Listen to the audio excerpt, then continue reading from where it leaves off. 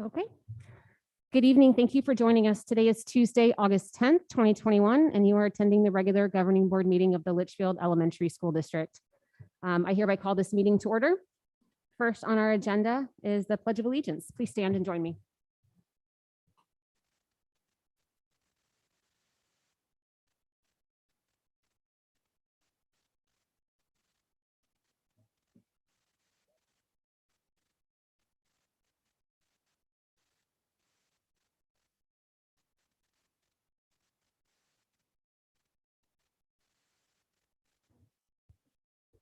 Okay, good evening, everyone. Thank you so much to all of you in the audience that are joining us, board members, Superintendent Gunning.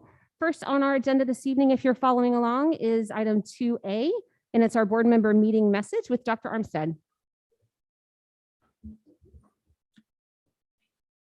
Hello, everybody. It is August 10th, 2021. Second week in the school year for Litchfield. Last week was a week full of firsts. The first time that we opened schools since before the pandemic. First time some are physically meeting their teachers.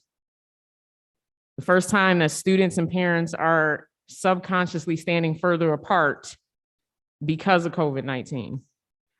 The first time for many students that they're excited the summer is over and they're back in school. But this is the first meeting of a new academic year. And we're still dealing with things from last year. As Rosa Parks said, I have learned over the years that when one's mind is made up, this diminishes fear. Knowing what must be done does away with fear. We as a board know what needs to be done. My mind is clear. Everyone can see where I stand. But let's stop talking and arguing and actually do the work. Booker T. Washington said, success is to be measured not so much by the position that one has reached in life, as by the obstacles which he has overcome while trying to succeed. Litchfield Elementary School District currently is not a success story because of a constant reminder of an A rating.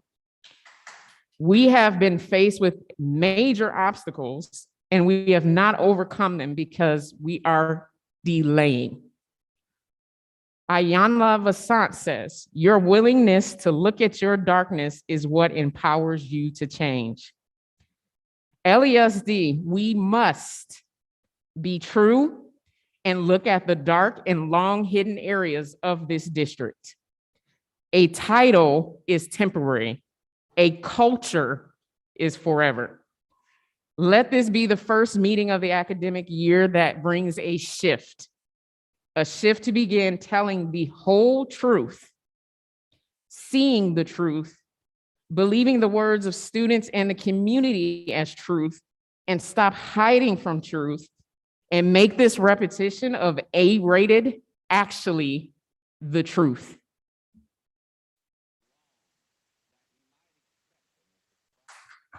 Thank you, Dr. Armstead. Moving on to our board member relaxation activity with Melissa Zeidema. Hello, everyone.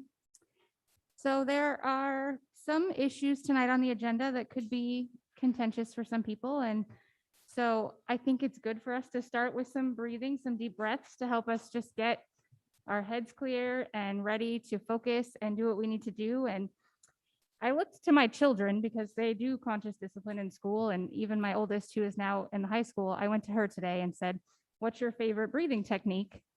And she was very quick to tell me the pretzel and showed that to me. So that's what I thought we would do because she says it makes her feel all warm and tingly while she's doing it and feels much calmer and relaxed. So it's something that's helping her at school and high school. And the breathing techniques really help my daughter that's 10 in the elementary school. So for the pretzel, basically you just put your arms together like this, like pretzel.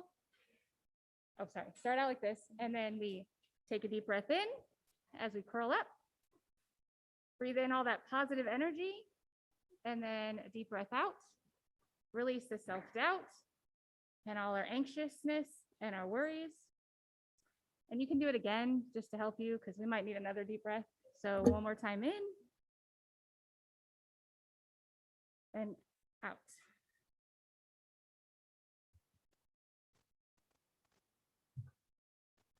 Thank you very much. Appreciate it.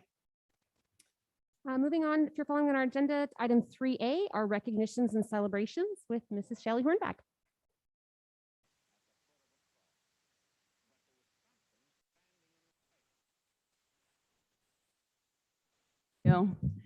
Thank you, President Kleinber, members of the board, Superintendent Gunning. Welcome to our distinguished guests. We're always grateful to have you all in attendance. Thank you very much for being here.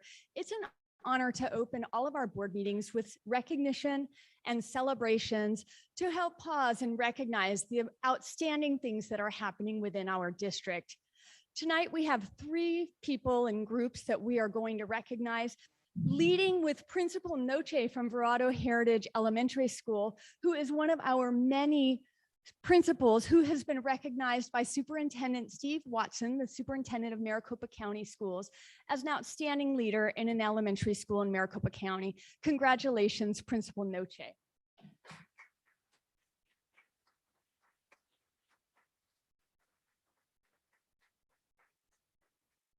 Thank you. Tonight, we also want to recognize 2 community partners who have gone above and beyond for us to launch the new school year. We reached out to some friends who have been loyal to us, longtime supporters of our work, to help us welcome our new teachers. We are known throughout the state for our positive morale within Litchfield Elementary School District. This is evidenced by our high teacher retention rates. And we're so grateful to our community who helps our teacher and staff feel welcome and loved and appreciated.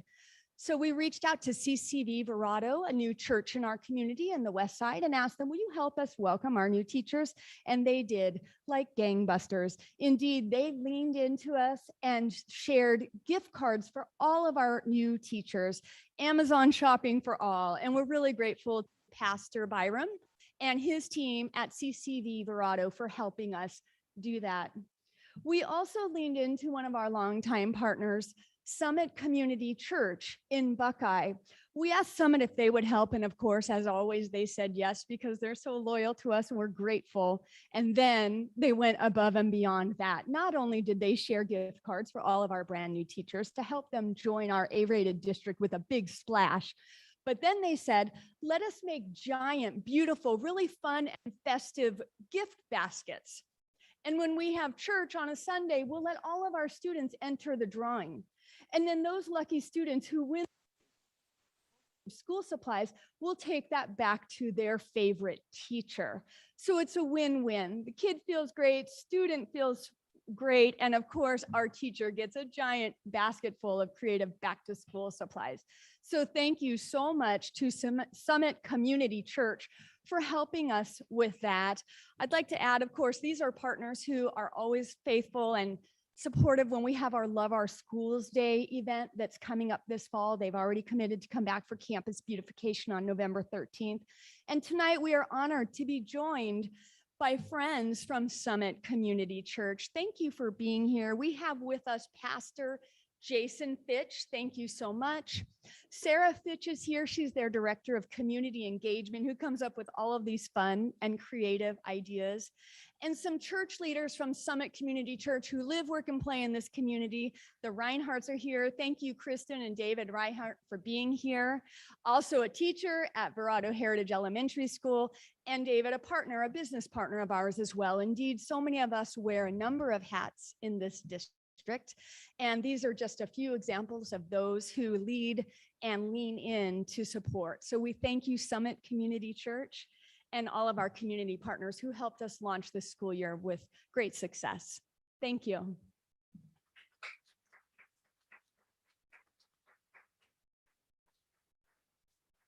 Thanks.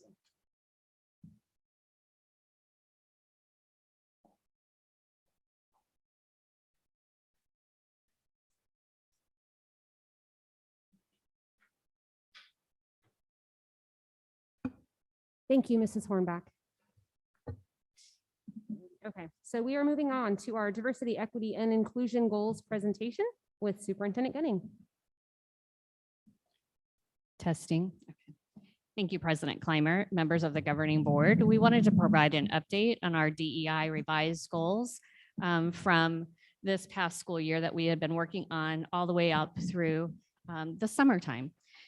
As we jump into this presentation, I wanted to just talk a little bit of reminding about the history of this process. We had a draft set of goals. We'd received some feedback. Then we conducted 8 community chats that stretched from April through May. We then did a survey for staff and then a survey for community and parents. And then now are presenting to you the revised goals based on all of that feedback. One of the components that we wanted to share is that these goals are really important when we look at our student population. And when we look at our student population, over 60% of our student population is students of color. So as we are entering into our school year, we see that our makeup of our students are more diverse than ever.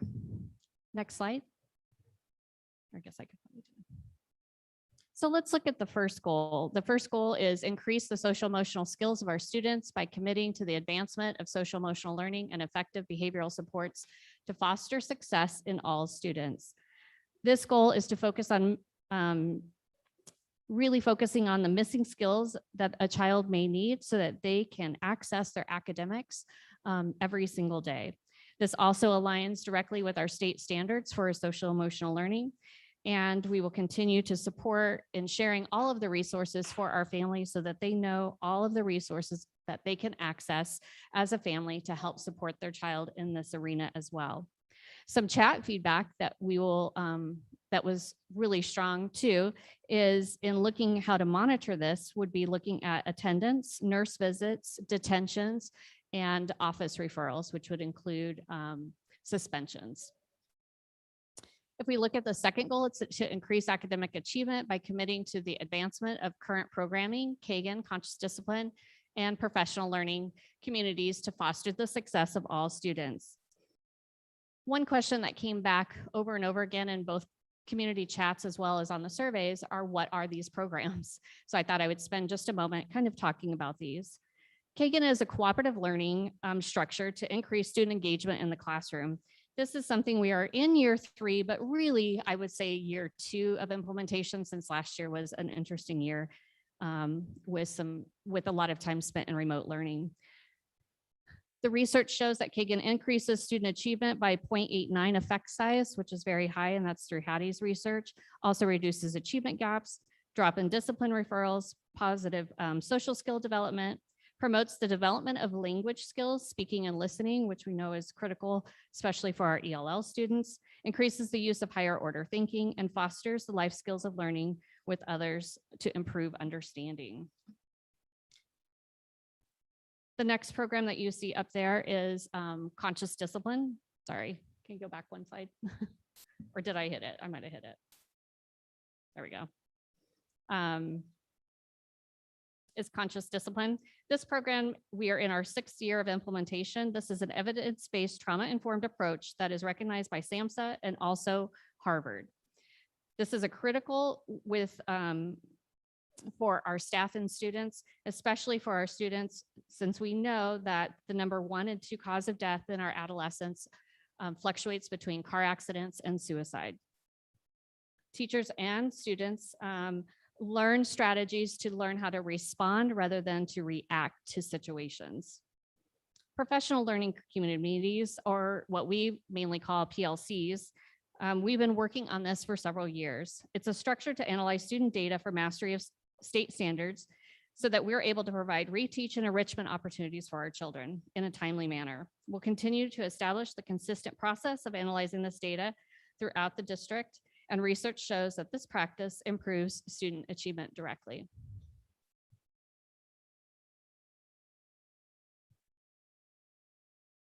Sorry, I have a spinning thing on mine. There we go.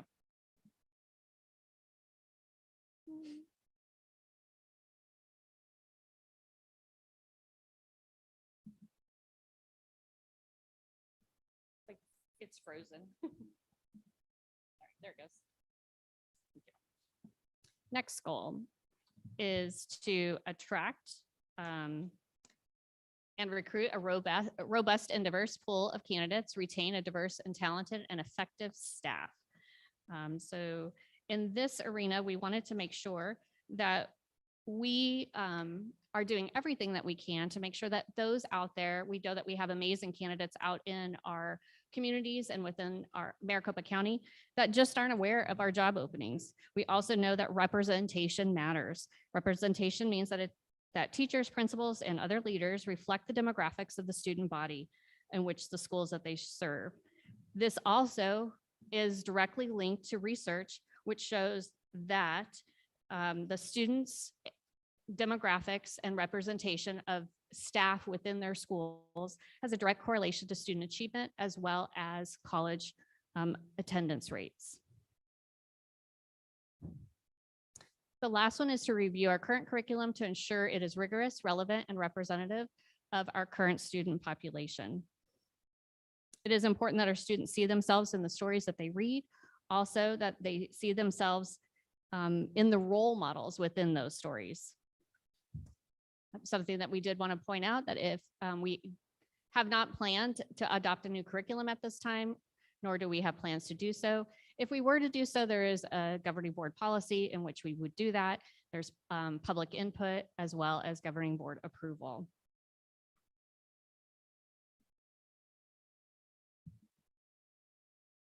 Next steps will be to determine the measurements for success and to determine timeline for updates for our governing board.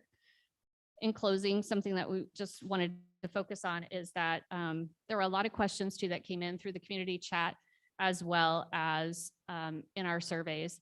And that question was, what does equity mean to me? And equity to me means getting the students what they need so that they are able to reach their full potential. Someone asked for examples of that, other than just somebody wearing glasses or moving to a different spot of the room. Some examples that I shared were when I was principal, when I had a child who was hungry or their family was struggling, it was reaching out to that family to give them all the resources and food, things that they needed so that that child could come to school each and every day and not have to focus on those basic needs, but could focus on their academics. Another example is how we allow and provide the opportunity for our 8th grade students to go to the high school for math. So that's another opportunity that we provide in the middle school setting in 8th grade. Another example is when we saw students in need in a middle school setting that were struggling with behavior, and we kept seeing a repeat of suspensions for same and similar behavior. So we knew we needed to do something different. We also knew that we did not have a lot of mentors that were male and also mentors of color.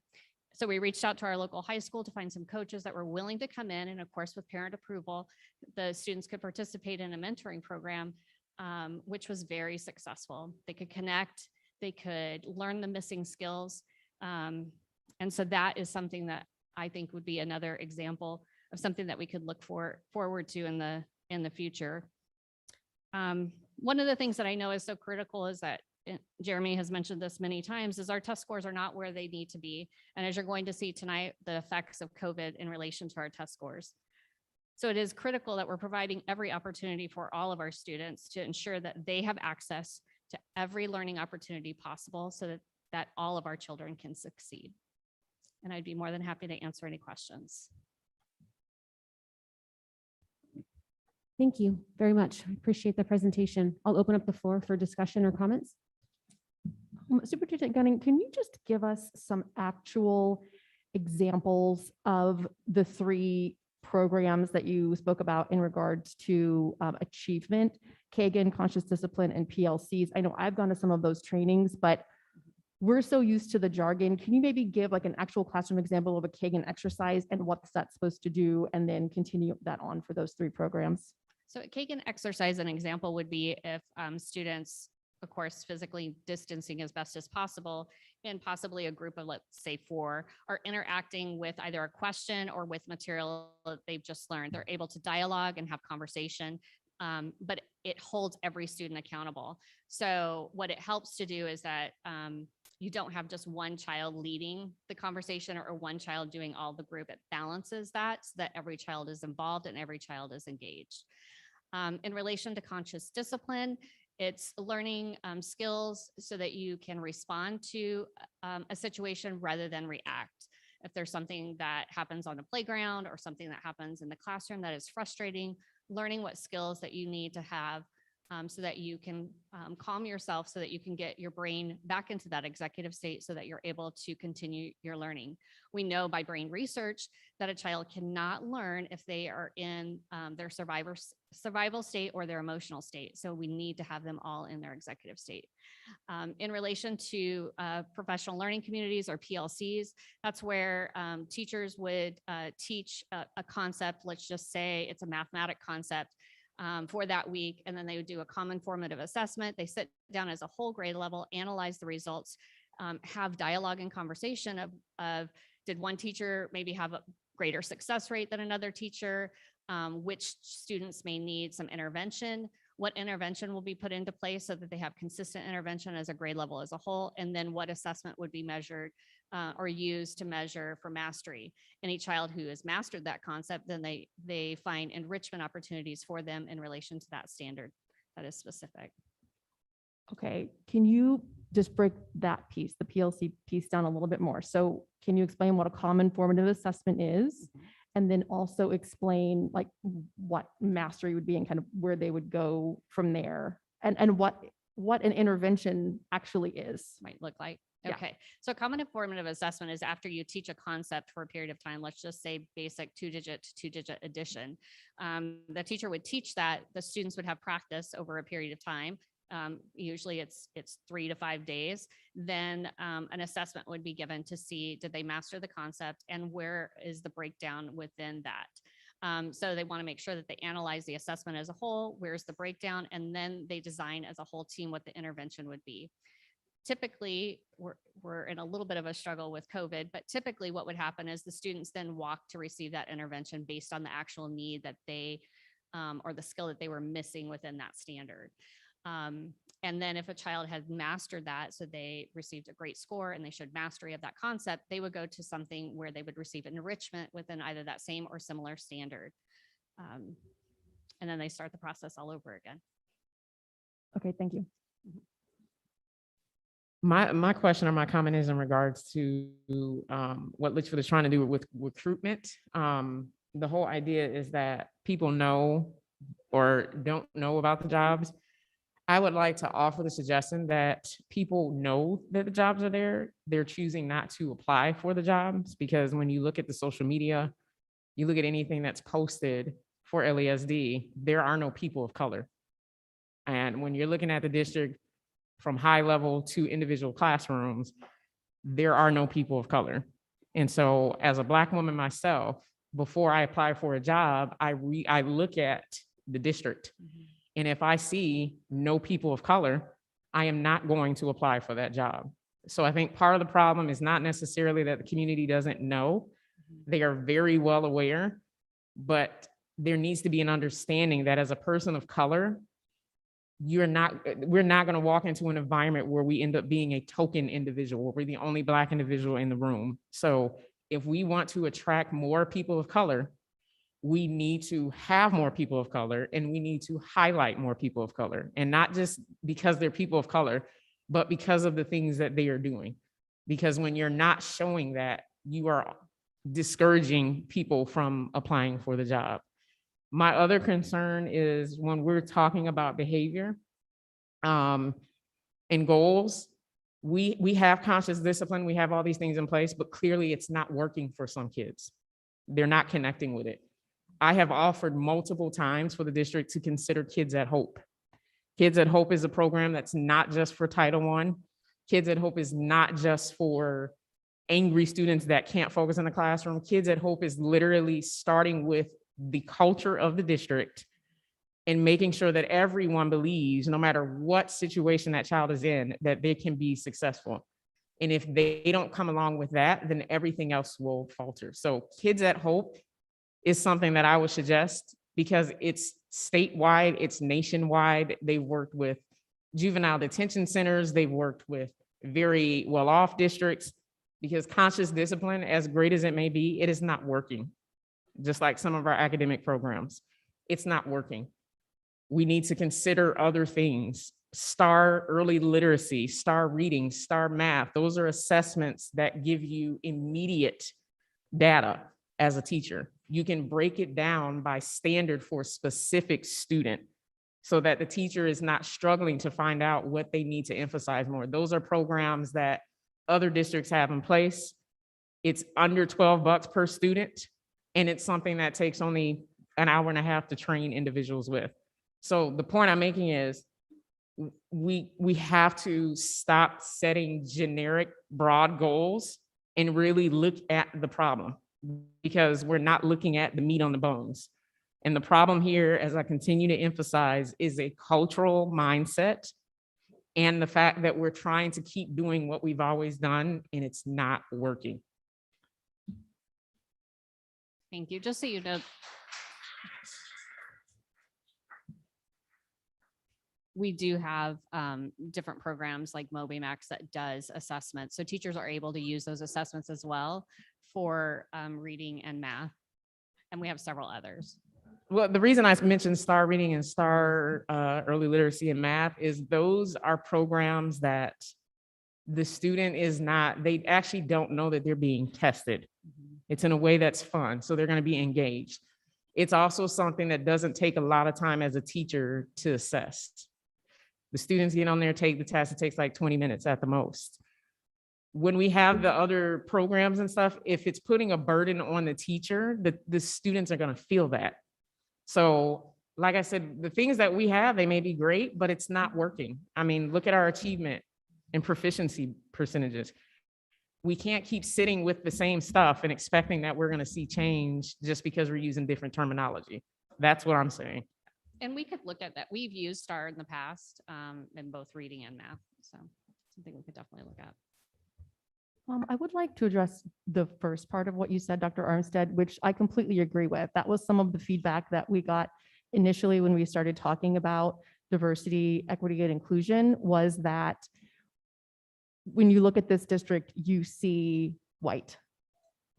And so as a board, our responsibility is to set policy and guidance. And so we knew and acknowledged that that needle needed to start moving in the direction of representation. And our first step in doing that was adopting this equity statement. So I think we have shown a commitment to that. It is not moving as fast as I would like to see, but that is part of this process, I do believe.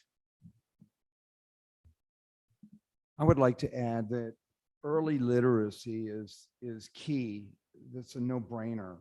It's widely known, and the school should be involving the community and preparing them for their kid years before they walk through the door in the school. We should be out there. Kids should know lots of stuff before, and every parent would be looking for, things to do with kids, and to engage them. And there's nothing better than engaging them in literacy at an early age, because all of a sudden they become addicted to it and you never have to worry about anything else. So it's a tragedy that that's an opportunity that is completely overlooked. All right, thank you. Any more? Yes, Comments? I Okay. would first like to say that I really appreciate all the work that the district has put in to try to get the feedback from our community and our staff and to revise these goals to be something that would be more acceptable to everyone and also achieve the goals we have as a board and as a district. So I appreciate the hard work and the time that you put in, because this has definitely been a very time-consuming job for lots of people. And so thank you for that. To the point of moving the needle, like Dr. Armstead had said, and also Ms. Moran, is that we had talked about a little bit, you and I, Jody, had talked about possibly coming up with a program maybe where we can start pulling up our aides, because we see the most diversity in our aides in the district. So I think that if we could find a way to get them to want to move up and be teachers, that's a way we can start seeing those changes happen in the district as well. by offering them some kind of mentoring program and also working with the state in the various ways, the funding that's there in the states to get people to become teachers and they can move up within our district. And then as far as early literacy goes, I think no one on this board would disagree that wouldn't it be great if the state would fund preschool and all-day kindergarten for our kids? But we are all working with the budget we have and the things that are set before us based on the laws and the funding we get from the state. So if we want to work on early literacy, I encourage everybody here to start talking to our legislators about making that change so that we can start having funding for preschool and all-day kindergarten so that we can really attack early literacy. Also, I just want to piggyback on before we close to the community feedback piece. I know that there's a timeline set forth and you kind of talked about determining what that timeline is.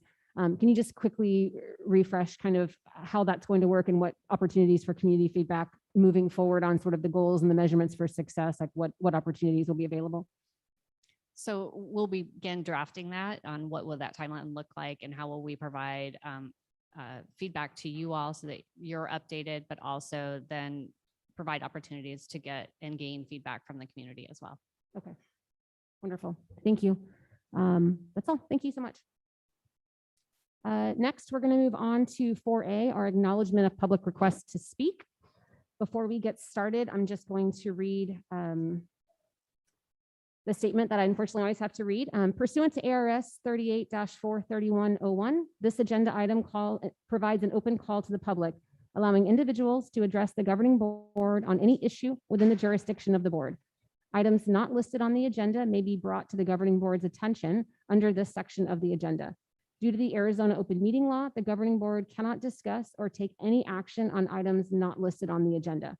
Please limit your comments to 3 minutes. Governing board members are not permitted to discuss or take legal action on matters raised during open call to the public unless the matters are properly noticed for discussion and legal action. The law permits board members to ask staff to review a matter or ask that a matter be put on a future agenda.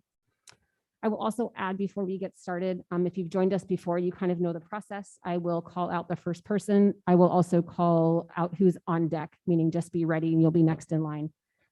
We do have probably more people than we will get through in our 30 minutes. So if you do not need your full 30 minutes, or excuse me, your full 3 minutes, please yield your time to the rest and I will get through as many as we possibly can this evening.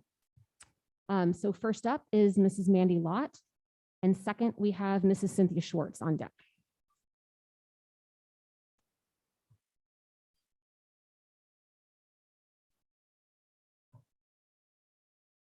Good evening. Thank you for the opportunity to speak tonight.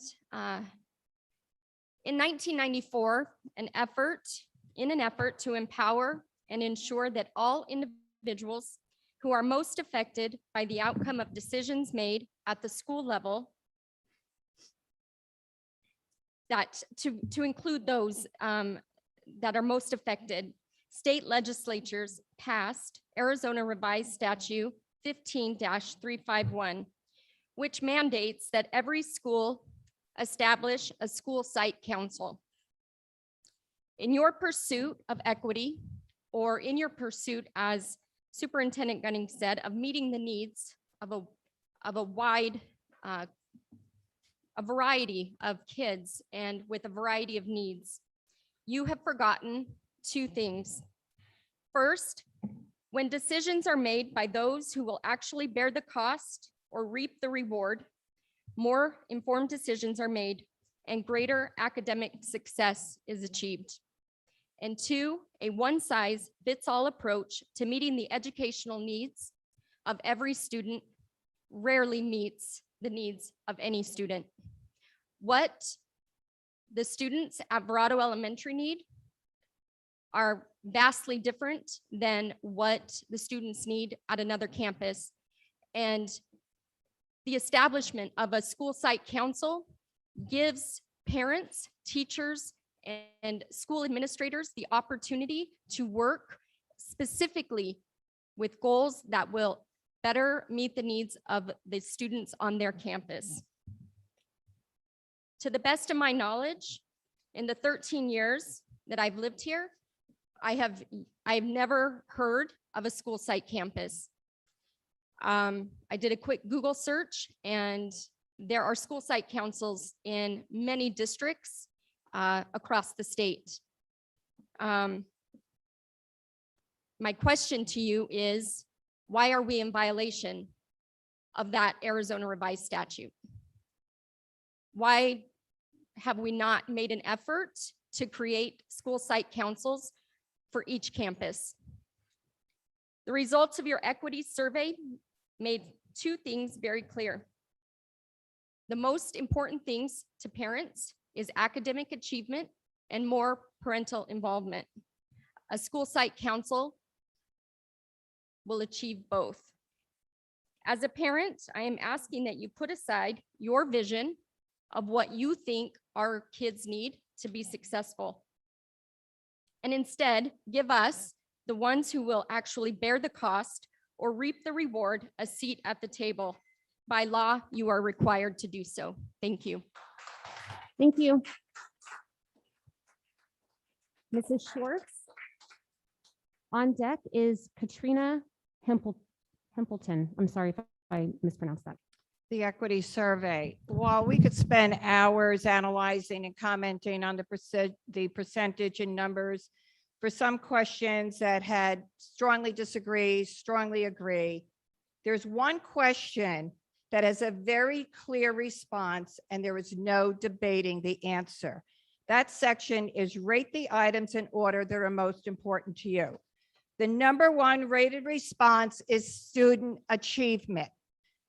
The average score is 3.79 out of 4. This is a loud and strong voice from the parents and guardians to focus on academics. The lowest score is number 7, equity work. And yes, Ms. Moran, that is true. Even though the most important thing to parents is student achievement, tonight the board will again spend time on the equity statement. The board and the administration has spent countless hours and taxpayers' dollars on equity training and seminars, the least important item to the parents. The money could have been used to buy library books. You could have bought more art supplies. You could have bought classroom items that would directly benefit the students and help our teachers. And because the board cannot have a civil conversation without yelling, speaking over each other, making rude comments, eye rolling, waving your hands, and being outright disrespectful to each other, the district paid for a professional company to come in and facilitate a public meeting. What a waste of money. I think every board member should reimburse the district for 1/5 of the cost to have this company come in and have you talk to each other. You owe this money back to the district and directly back to the students. You are a dysfunctional group and you need to get your act together. No one wants to hear you argue anymore. Every meeting sounds like a cat fight. And President Clymer, you need to get this board under control. Listen to the parents, focus on student achievement, and nothing more until you get it right. Thank you.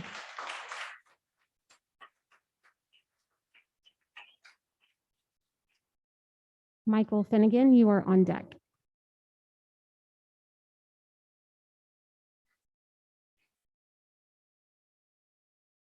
Good evening, and thank you for allowing me to spend some time up here and share some thoughts with you.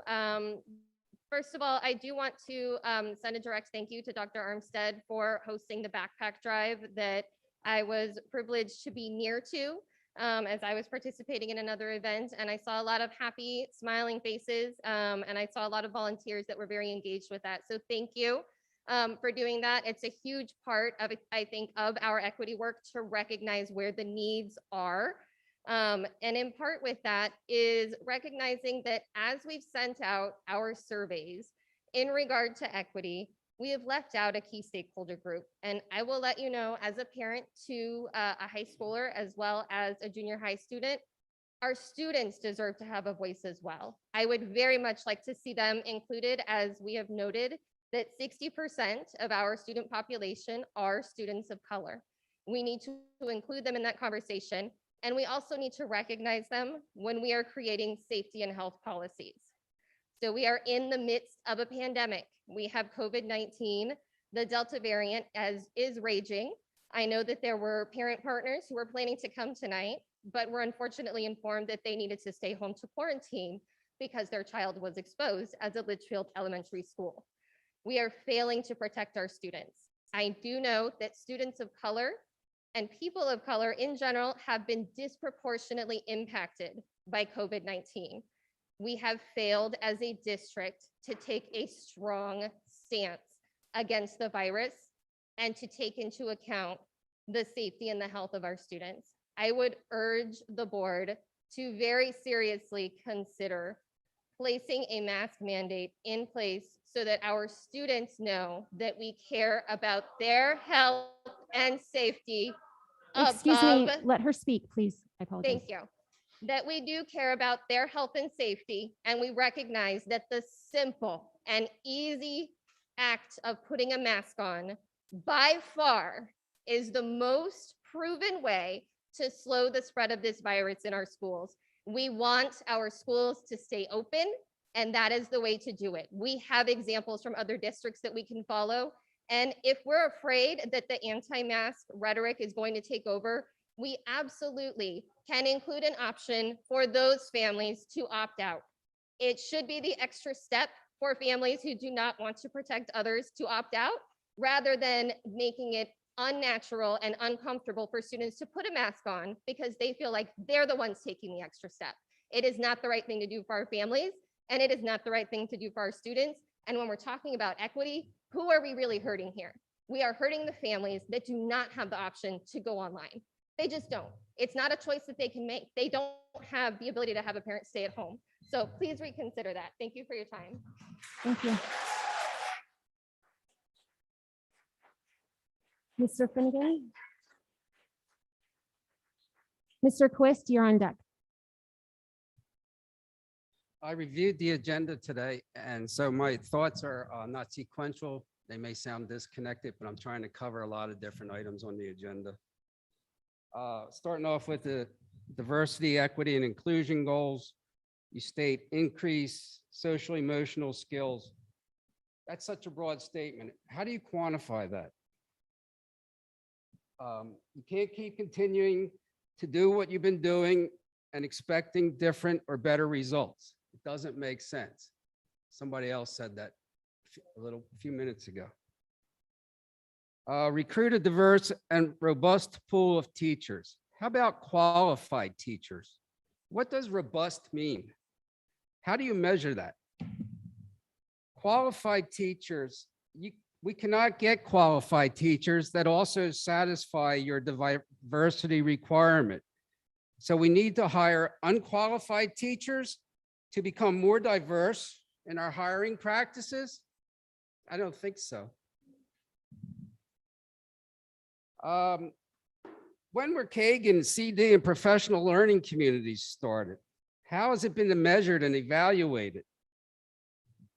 Hold these programs probationally accountable if they're not meeting stated measurable goals. The word I'm going to keep repeating is quantitative goals, something you can measure performance on.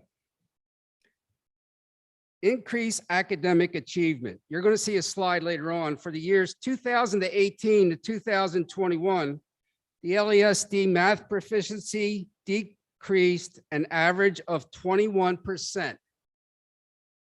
And the English language arts proficiency decreased an average of 9%. Obviously, your programs aren't working too well. And it could be partially due to COVID. I'll give you a bone there.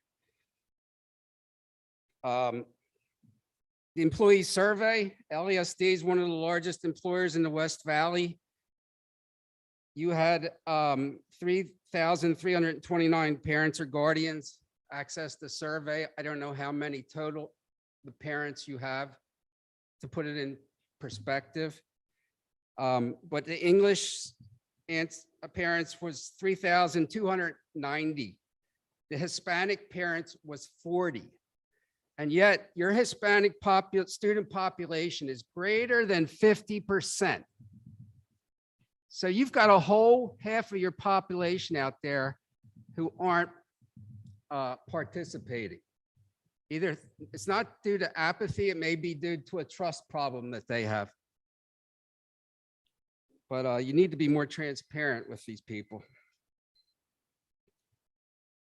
Okay, thank you. Thank you very much. Mr. Bissell, you're up next on deck.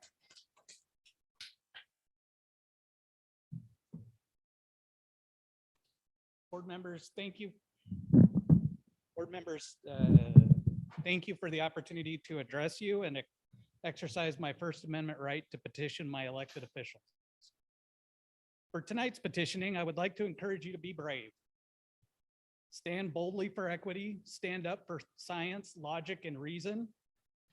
Stand up and implement the needed measures and CDC recommendations for mask guidance.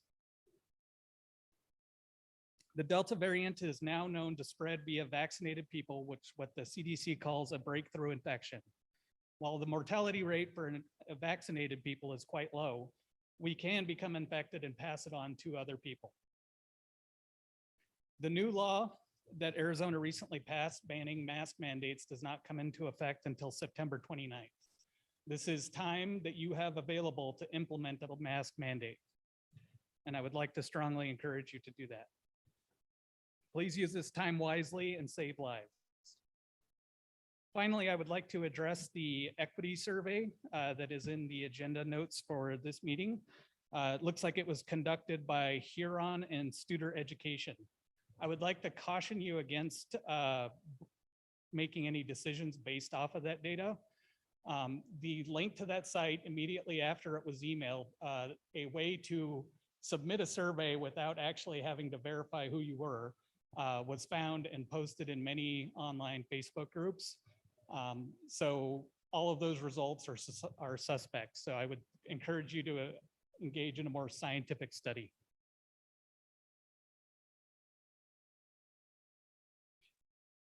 That's all I have to say. I would like to give my time to Mark Bussell. Thank you.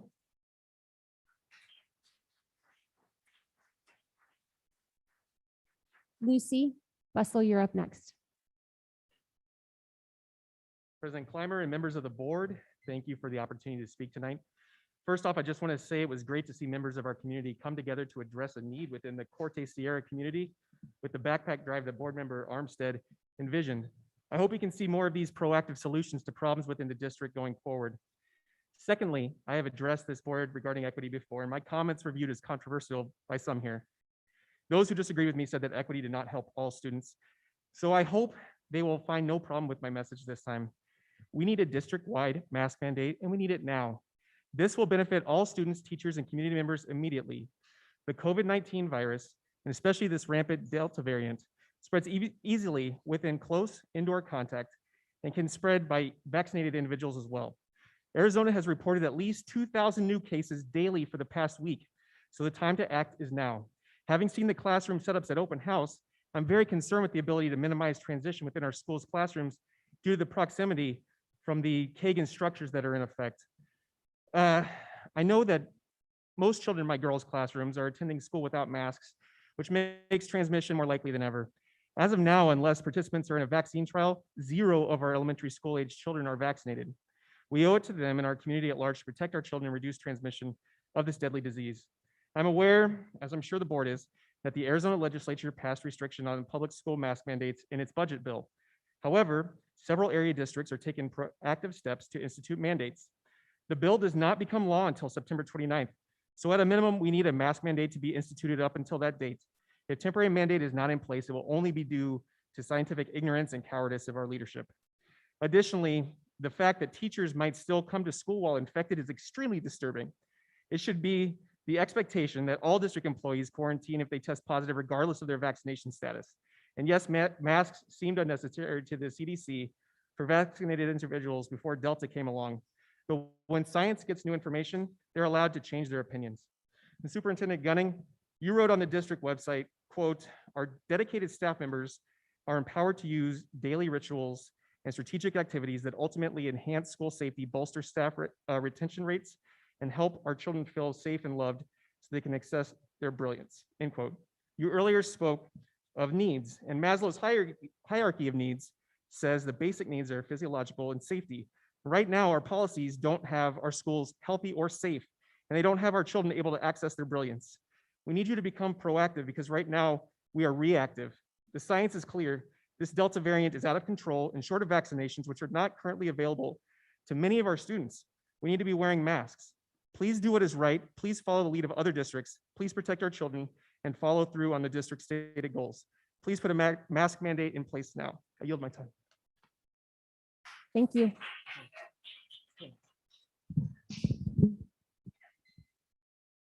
Tina Herman, you're on deck. My apologies. Go ahead, Lucy. Hi, my name is Lucy, and I am a second grader at Verada Elementary. I think my school should require masks to be worn by students and teachers. There are only 2 other kids in my class who wear masks. That makes me scared. Please help us stay healthy. Thank you. Thank you, Lucy. Mrs. Herman. Jean Lowry on deck. Hello, my name is Tina Herman, and I am urging the LESD School Board and Superintendent Gunning to defy Governor Ducey's law and mandate masks in the classroom. As of Friday, this district has had 22 active COVID cases that we know of. That was Friday. That was like ages ago. Dozens of children are under quarantine. Letters are being emailed every day warning students and parents of exposure. This is the second week of school, like 7 days of school. If we don't do something fast, we're going to all go back online. I mean, if not by Labor Day, sooner than that. Our elementary schools are filled with children who cannot get vaccinated. That's just the truth. They don't have the freedom or the personal choice to get the shot or not. As a public school, it's your duty to protect them. Masks, along with the proper hygiene that we are implementing, are simple ways to mitigate the risks. We did it last year and it was a success. A recommendation is just not enough. We need to mandate this. Masking is an equity issue. We learned last year the toll COVID took on working parents. Yet again, we're putting parents in an impossible situation to choose between earning a paycheck and supervising their kids who are homeschooled or quarantined. Another point, any parent of a middle schooler, I have a child in middle school, will tell you that the district has no problem enforcing dress codes. Girls, let's face it, it's really only girls, are told not to wear leggings or spaghetti straps, but we can't tell kids to mask up. It doesn't make sense. Codify it into the dress code. On this next point, I am appealing directly to Board Member Honak.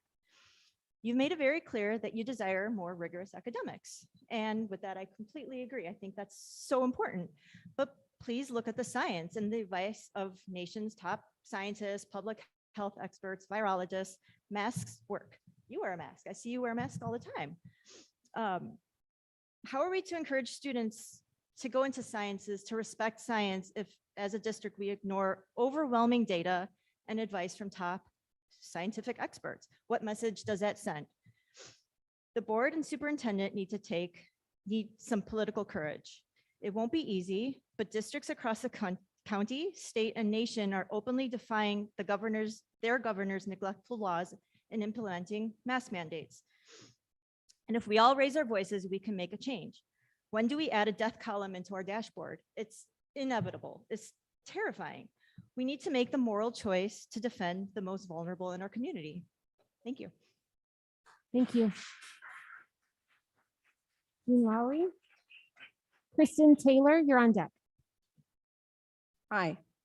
I'll just make a comment about the mask situation first, which I wasn't intending to talk about, but I didn't know anybody was going to talk about it today. Yes, there are more cases, but people aren't dying of this variant. So I don't think we have any reason to be so frightened. Let's let her speak, please. I don't think we should have masks for children. The children have suffered enough with all of that. It's very hard on them. And the social distancing, not being at school, the whole thing's been really, really bad for them. Our little child has suffered a great deal from it. They just want to live a normal life. That's all they want. A happy, normal life. Dr. Armstead, I appreciate what you said about the kids at Hope. I'm puzzled about the part where, though, you would not want to be a part of a group of people that are not of color. This is what's really been hard for me about this whole discussion. I have all my life felt that color doesn't matter. I don't really care about it one way or the other. And I don't understand why anyone cares about it so much. What is the big deal about it? Why can't we just care about each other for who we are and not worry about the color? I just don't understand why that's a big deal. So I learned tonight by Ms. Gunning's presentation that you guys have been doing this equity thing for 6 years, or at least parts of it, the conscious discipline part of it. When I went to look up the conscious discipline, the web page that came open was, let me get to it. Conscious discipline has on the very front page, Raising Anti-Racist Kids, 9 Steps from Ibram X. Kendi. So I did not know you were doing this the whole time, which is part of CRT. I don't understand why, that we never knew you were doing this the whole time. I've never worried about a school board before in my life until all this started. I've always trusted the school boards in every school district in which I've lived in several states. Here in Arizona, this is the first time ever I've worried about this. I do not believe that the school should be involved in these kinds of issues. And as part of my survey response, which, by the way, I mentioned to you guys or whoever was in the authority over that survey, that 280 characters is not enough to express your feelings about these things. And I don't think the teaching of social emotional skills is the purview of the school. That belongs to the parents. Thank you. Thank you very much. Taylor, Jerry Spencer, you're on deck.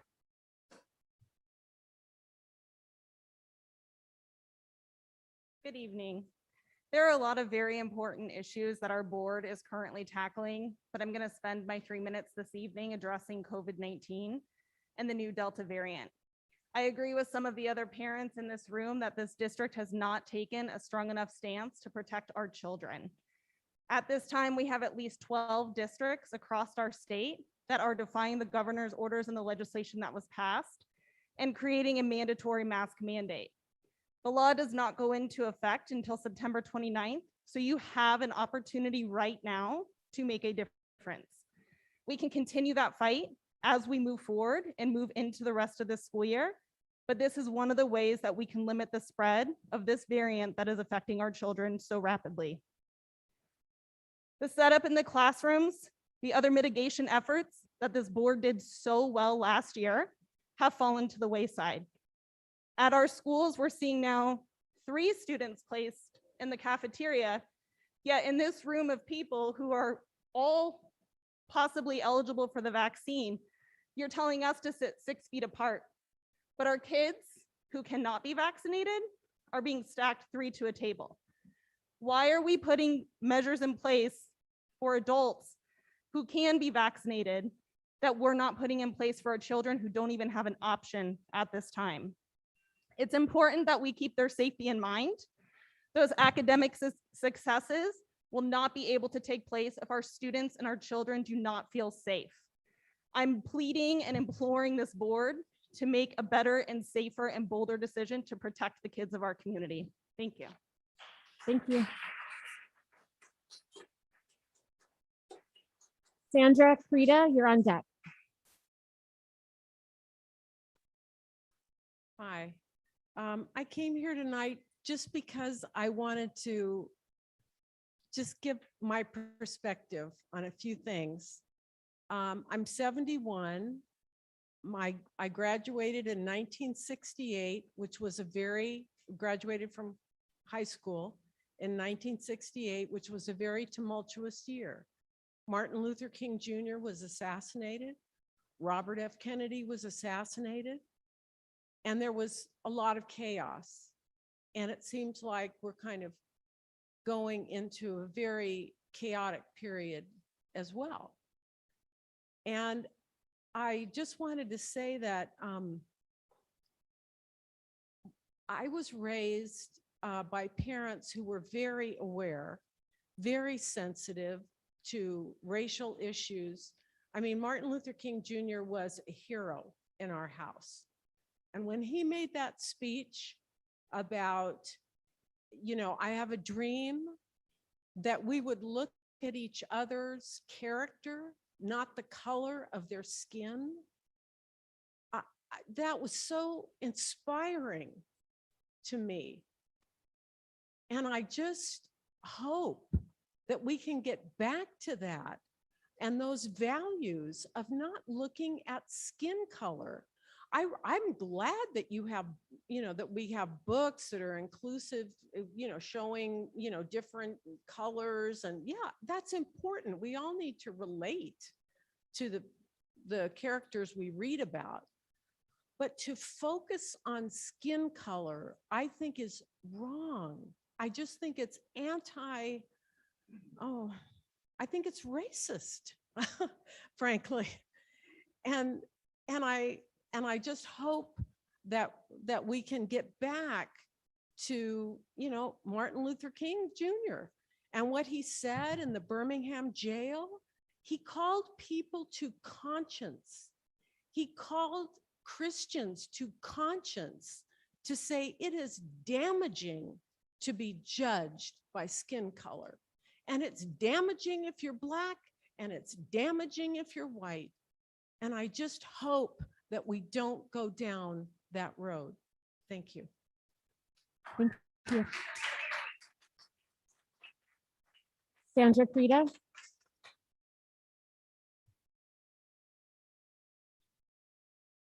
Sandra? Oh, there you are. Matt, I'm sorry, it looks like the pen wasn't working very well. Langley, if I'm saying that, no, you're on, he's on deck. You're up next. We're running kind of short on time, but we only have 2 left, so I'm just gonna go ahead and go through.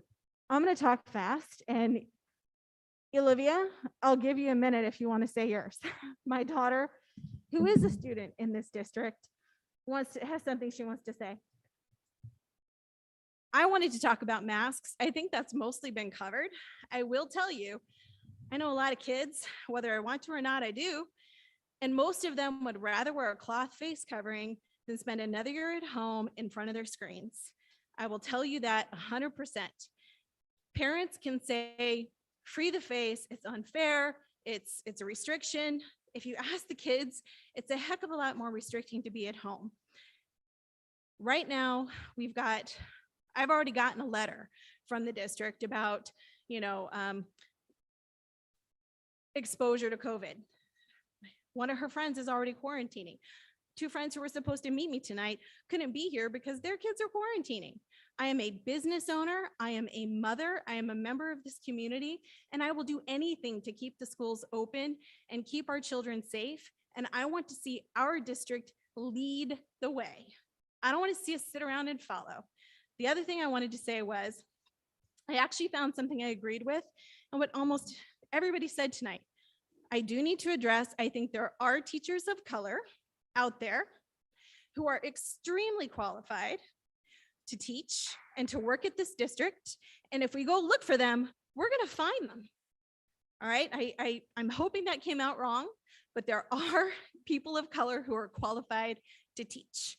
So I'm going to yield whatever time I have left to my daughter. Hello, my name is Olivia Creta, and I'm an 8th grade student. I'd like to talk about the mask issue. Just because people aren't dying as often from the COVID virus doesn't mean that we should stop wearing masks. Parents, adults, they can say whatever they want. They can say it's restricting. They can say that we don't like it. In reality, you ask one of us, we would much rather wear a piece of cloth over our face than watch our friends and family even die and get sick from this virus.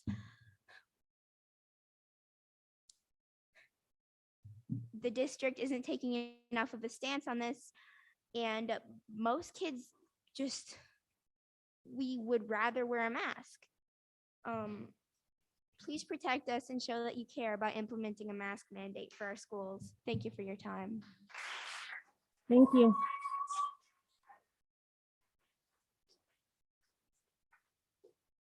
Mrs. Leanne Migray, you're up next. The last one. Hi, thank you for, first of all, allowing me to address you. And I got to say that I had this long thing typed out, but I just want to speak to you as a parent. First of all, I appreciate the passion. I appreciate the passion from you, each and every one of you. The problem is, I think the passion has been misdirected. It's been one-sided. And this is the problem that us parents have been having with this situation. The last statement that was drafted listed anyone who did not agree with Kendi as a racist. And I'm telling you, my family is a family of color. We are not racist. We disagree with his assessment because his assessment is a racist assessment. So my point is, the survey that came out, I appreciate, first of all, Ms. Gunning, that you gave us the opportunity to give our input, which was not done before, to my knowledge. And I ask that instead of pushing through a one-sided proposal, that you proactively seek a balanced panel to revise and readjust how the equity statement is stated, because it does, based on what I researched with social emotional learning, it promotes victimhood, it promotes shaming based on race, and that is a significant problem that many of us parents have. Almost half of your student body parents have a problem with this. I ask you to please listen to us and step up and work better together, because I can voice my opinion with my colleagues that there's been too much bickering. There has not been enough working together. So please seek the advice of both sides of the equation when you redo the equity statement. Thank you. Thank you.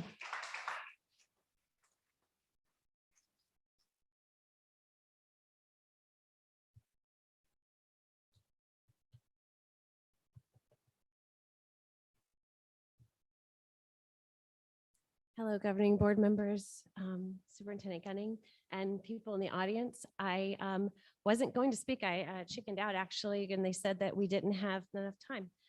But here we are. So my name is Leanne Migray. I'm a parent in the district. I'm also an educator here in the district. Dr. Armstead, you mentioned something at the last board meeting that I attended that really hit home to me about mental health. And I felt like this was a great chance for me to highlight this. I would like to say that I have dealt with more mental health issues in my family than I think anyone should. And regardless of that pain, it has brought me an understanding and patience and an awareness that I did not know I needed. When my daughter was in 4th grade, right here in this very school, she had an emotional and mental health crisis. We did not know it was coming. There were no resources for her. We would bring her to this school and I would hand her to the principal, kicking and screaming because we were told by a previous counselor not to give in to the anxiety. My daughter suffered all the way through 8th grade until she was diagnosed with OCD, not keeping things neat and tidy. That is not OCD. She has intrusive thoughts. Her intrusive thoughts tell her that terrible things will be happening to her, to us. They are irrational. The thing is, we all have mental health. Hers was not well. Yours might not be well at some point. It could be situational, environmental. Our students that come to us, it could be COVID-19 has caused something. It could be a divorce. We need to be aware as parents, as a community, to reach out to these children and let them know that their mental health is just as important as their physical health, because mental health is health, period. You do not know, and this is not my quote, you do not know the internal battle someone is fighting. You don't know it until they tell you. So you should be kind when you are approaching people. We should end the stigma of mental illness. My daughter has dealt with harmful injury to herself. My daughter had suicidal ideations. We went to an inpatient facility and I handed my 16-year-old daughter to a facility and said, please help her. I walked out of there crying. And every day during the 1 hour of visiting time, I would sit with her and fight back tears. I'm not alone. And that's what's scary. We keep it quiet. We keep it hidden. We don't share this with people because we're embarrassed. We as a district, forget equity, forget the other stuff, but if we could make a light shine on this, that it's okay to talk about and to support each other. Thank you for your time. Thank you.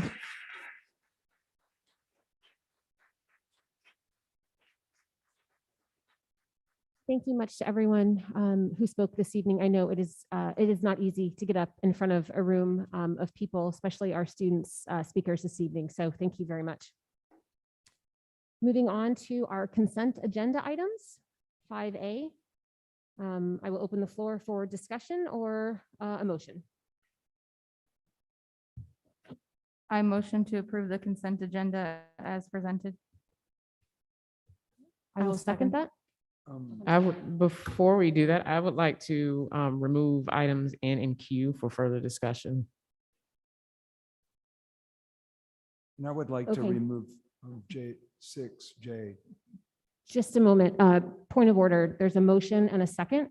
The motion is to approve it as written and a second. So we need to vote. If there are things that we want to take off, we can, but there's a motion and a second. So we will vote and then we will go to another motion if it's I defined. thought you said there would be discussion. Mrs. Idema made a motion and I seconded the motion. So we just need to vote on that motion before we can move on. So it seems like there are items that we'd like to take off. So take that into consideration when you vote, board members. And I will call for the vote. There is a motion and a second to approve as presented. All those in favor? All those opposed? Nay. Nay. Thank you. The floor is open for discussion. Dr. Armstead, can you repeat the items that you'd like to take off? N and Q.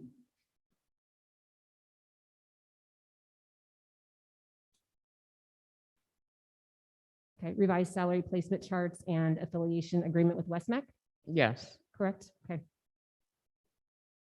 Mr. Honak, I wanted to remove item J. supplementary contracts. Yes, just one portion of it, actually. Okay, well, we'll have to remove the entire item. So we'll go ahead and just remove J, N, and Q. So I will entertain a motion. I motion to approve the consent agenda minus items J and, 6, J, N, and Q as presented.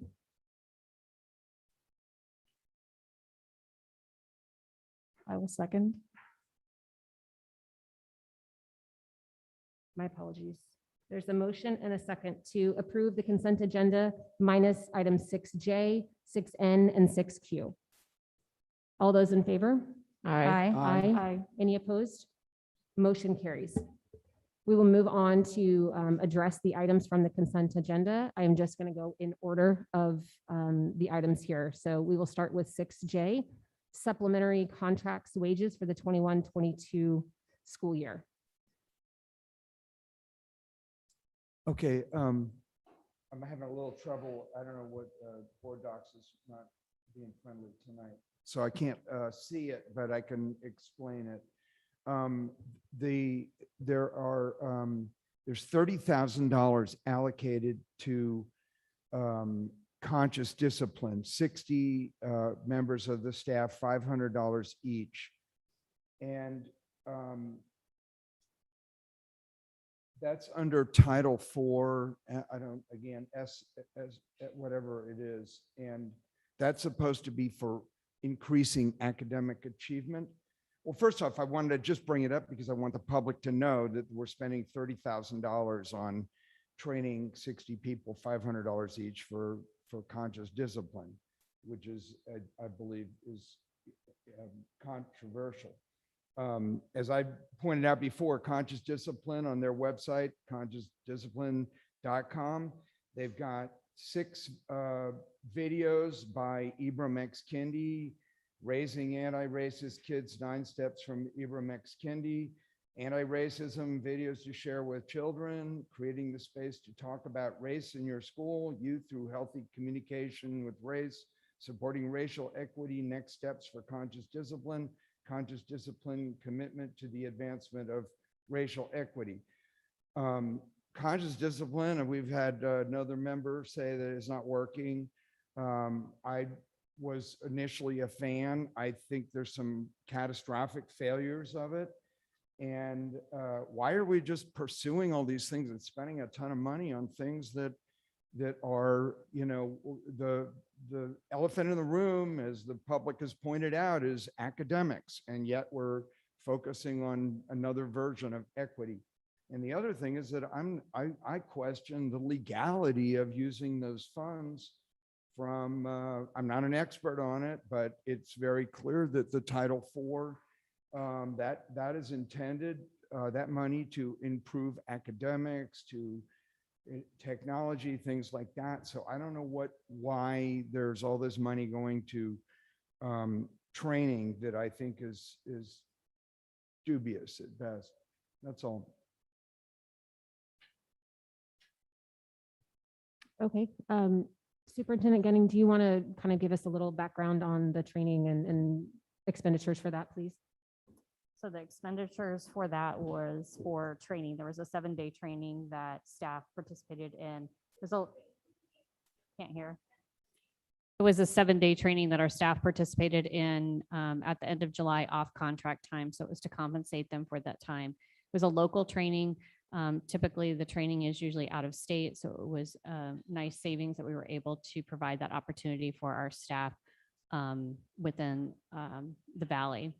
The other part is Title IV is designated for professional development, and mainly in the aspect of focusing on creating the safe environments within training of our educators and staff. So a little bit different than ESSER, thinking maybe you might have thought maybe it was under the ESSER part, which we'll get into that a little bit later, but those are the components. And I'll just leave. I strongly supports conscious discipline. It's a strong component for mental health awareness, self-awareness, and providing children the skills that they need to not only, again, respond to issues, but also to have an assertive voice so that they can handle situations on their own. I would like to address Jeremy's question on the legality of using Title IV funds for this opportunity. In my detailed notes here on the allowable use of SSAE funds, well-rounded educational opportunities is one of those examples that those funds are allowed to be used for. So that appears to be 100% legal use of such funds. In addition, there is another segment of those funds that can be used for safe and healthy students. And it says specifically here that would support healthy, active lifestyle, mental health services and counseling, et cetera, as well as promoting supportive school discipline, which conscious discipline all goes into those things. So I am more than happy to give you a copy of this that has the details behind what Title IV funds can be used for. Thank you. I'd just like to make a comment about this as well. Regardless of what the funds are used for, I think we all know that. When I look at $30,000 for a program that is not helping our current Title I schools with behaviors, that is the question That is a lot of money that is being put into this training, but those same individuals are not displaying the benefit of that training when we're talking about El Thomasac and Wigwam. Those are the two schools that I continue to hear are quote unquote the worst schools. It's in a rough neighborhood, which is not true because I'm very close to those schools. So why are we as a district still sitting in this deeply invested culture that this is the Litchfield way and this is just how we're going to do it? Kids at Hope has been around for longer. It does not focus on just handling situations. It's getting students to look at their future. What are your goals? How does your current education relate to your goals? What is going on at home? What do you like to do? How can I, as an educator, connect and engage with you? Because the community is not going to engage with us. We have to engage with them.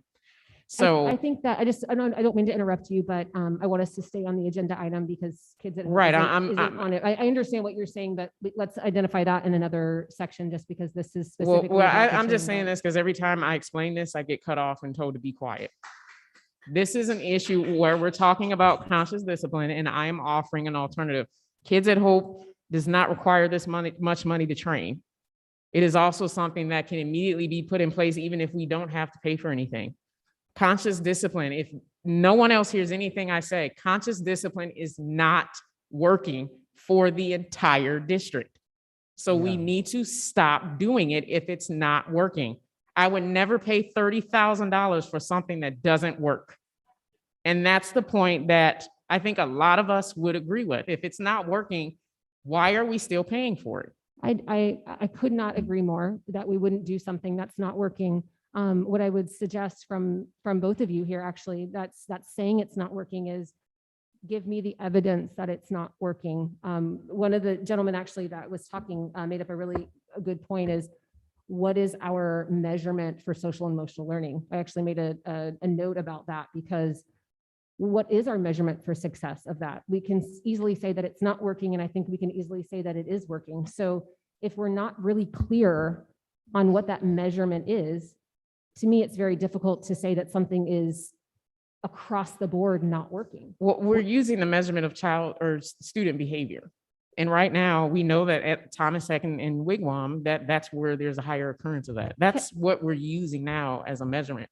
So it's not working because every year those school cultures are still the same. Like if you want to keep conscious discipline at different campuses, fine. But it's not working at those schools, and you are doing a disservice by paying $30,000 to do something that isn't working. It's not an argument. It's just saying if anybody in here bought something on a personal level and it was not working, you would take it back.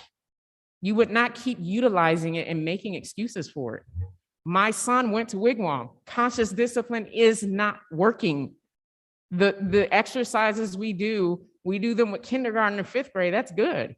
But you get middle schoolers, they're not going to do the pretzel breathing. They're not going to do that. It does not work. It does not connect with them. And that's why we keep having social emotional issues. It's as simple as that. And I can't believe I'm being questioned because I am the only educator up here that has been in education for 15 years and I'm still in the classroom. I know what works, and conscious discipline does not work with middle school. It does not. I would like to add that it's not a burden of proof. I agree with everything that Dr. Armstead is saying. It's not the burden of proof for us to prove that it's not working. The burden of proof is on the district to show that it is working. What is it doing? You're spending money on something why? What is it doing? Where is the evidence that it is doing something? And it needs to be a metric. You know, again, we don't need this stuff. The focus that we need, that we are failing really badly at, is academics. And that's what all the taxpayers and all the people out there, and even the people that are for equity, they have kids, they care whether the kids are going to grow up to, finish high school and be able to read and be able to do things. If they don't, they should. And that's what's important. So the burden of proof isn't upon anyone to say that it's not, that, to prove that it's not working. Where's the proof that it is working? And I don't see any. Dr. Armstead, I appreciate your points that you made, and I do defer to you as an educator.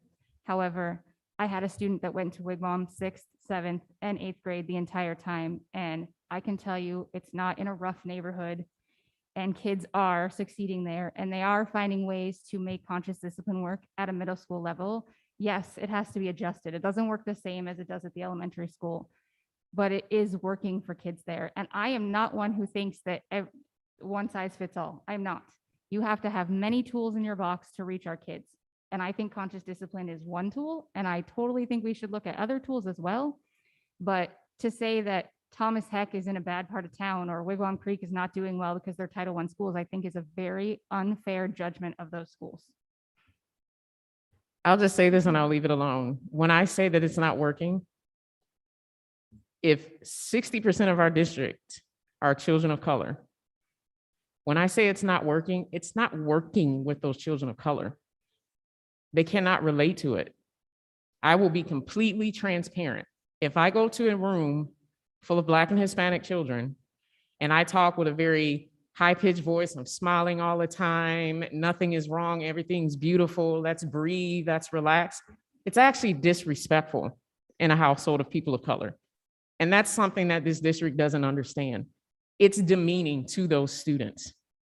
So when you're doing this with those students and they're not doing it, and I've seen students get detention for not doing pretzel breathing, you're not understanding why it doesn't work. You're trying to get them to emulate a certain standard and not recognize that they're different. We talk, we act, we raise our children different. So conscious discipline does not work with all children of color. So why do we only have one system in place and we chastise and we punish students when they don't fit that system, rather than offering multiple opportunities for them to be their authentic self and not be punished when they're not emulating somebody else's culture? That's what I'm saying about conscious discipline. It doesn't work for children of color who are older. My son said, this feels goofy, because they're teenagers. I don't understand why we're sitting here thinking like, oh, these teenagers are gonna love it. Think about when you were a teenager. I hated that kind of stuff. I was too busy trying to be cool. So that's what I'm saying when I say it does not work. I'm not saying throw it out of the district. A solution would be that for 1 week and save money and stop spending $30,000 on this for the entire district by just leaving conscious discipline in K-5. When they get to 6th grade, you have a different program that is more relatable and applicable to teenagers. I've mentioned Kids at Hope. I've mentioned all things EQ. I can find a whole bunch more that we can look into that would actually relate to those teens. So I'm not up here to argue and keep going back. I'm just saying, I've talked with more than enough students to know it doesn't work. They don't like that. It's disrespectful, it's uncomfortable. And that's why you're going to continue to have those behaviors, because they don't like it. Dr. Armstead.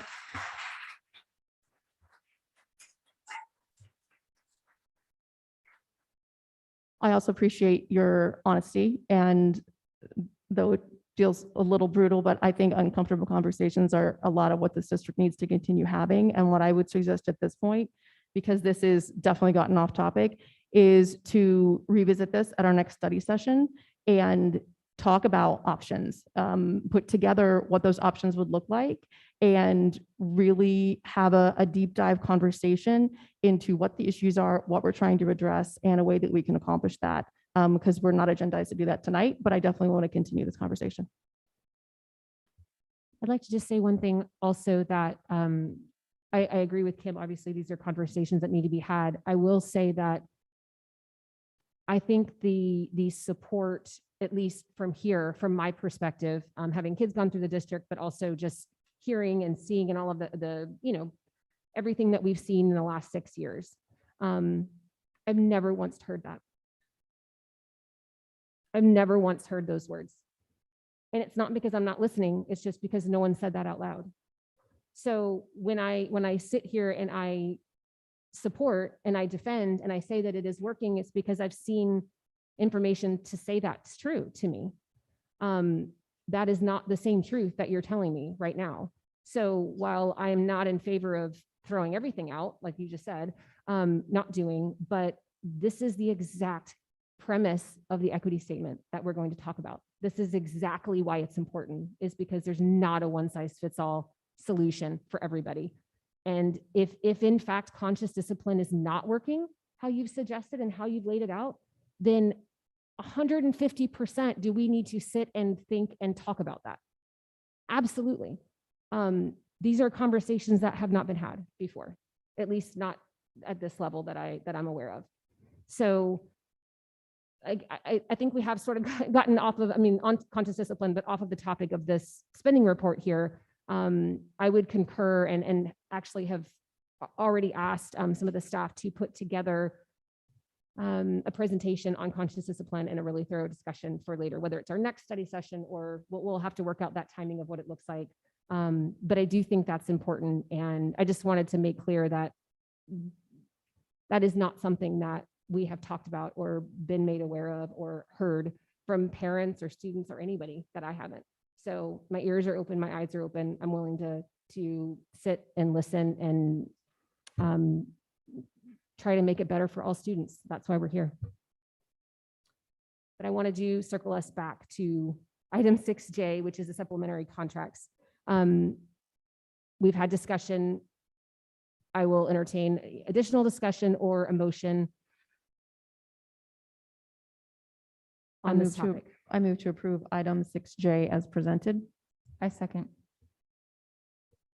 Okay. All those in favor? Aye. Any opposed? Okay. Moving forward to item 6N, 2021-22 revised salary placement charts for extracurricular training and other stipends. Dr. Armstead, do you want to lead the discussion on this one? I wanted to take this off because, first of all, I'm not saying to not pay coaches or athletic directors or anything like that, obviously, because of my special areas background. But again, looking at the fact that the district continues to emphasize trying to save money, I looked at the fact that we are paying 6 people every year $2,500 to be an athletic director. And then every coach we gets $1,000. In our most comparable district, which is Avondale, even though they have 11 schools, there is 1 athletic director. They get a $7,000 stipend, and they also invest more time. Their coaches are paid on tiered levels, because if somebody is coming in to coach a sport and they have no experience with that sport, they should not be getting paid the same amount of money as somebody who's coming to coach a sport who has multiple years experience. So in Avondale, their lowest pay for a coach with no experience is $800. Their highest is $1,300 for somebody with experience. When it comes to Litchfield saving money, we could simply split this district, east side, west side, north side, south side, whatever it is, and pay 2 individuals who are willing to invest that time, that $7,000 stipend. For coaches, we can do a tiered system, because it's not fair to students who may be playing club level sports to have a coach with 0 experience and then they lose every single game. That destroys the morale of the sports and athletics and the students. It doesn't help them at all. So when you pay those athletic directors $7,000, just 2 of them, right there, you're already saving money. If you're paying on a tiered level for coaches, you're saving money. And you're also going to encourage people with either staying in coaching so they get paid more as a coach, or getting more and recruiting more experienced coaches because they're going to get paid more. That's why I wanted to take this off, just to discuss it and possibly consider it in the future, because I think, like I said, I think it's doing a disservice to students to have 6 different athletic directors who are doing a whole bunch of work and being full-time teachers. I've done it before. And then having coaches with no experience get paid the same amount as somebody who has 5-6 years of experience. Okay, so would your suggestion at this point be to kind of do a comparison to other districts or other kind of tiered approaches and take a look at that in comparison to how other neighboring districts are doing it? Yes, and like I said, Avondale is the most comparable district. We actually compete against Avondale in our sports. So my mindset is, again, being in this educational realm, if I know I'm gonna get paid $7,000 to be an athletic director compared to 2,500, there's gonna be a lot more work ethic in me to do that. Because as a teacher, everybody knows that we're always scrambling to have extra money because we don't get paid what we deserve. So if you have two people who get that $7,000, you're gonna have better athletic directors, which is going to be better for handling schedules and busing and coaches and all that type of thing, as opposed to having a full-time teacher who may have kids and other obligations, having to now stretch themselves thin to do this type of work. As far as the tiered system, it doesn't have to match Avondale, but I do think that we should stop paying one amount to our coaches and pay them according to their experience. Okay. Any other questions, comments? Superintendent Gunning, do you have any comments to add to that in terms of sort of district comparisons and things like that? Well, one of the things I do know is that John Scudder, I'm sure he's loving that I'm pointing him out. John Scudder actually oversees all of our athletic programs within the district and does an analysis of this every year to stay competitive within. And I don't know, John, if you have other additional pieces that you would like to add. Our programs are pretty extensive, and with having middle schools, it's a really high number of students participating in the athletics programs. So I know they're very, very, very popular.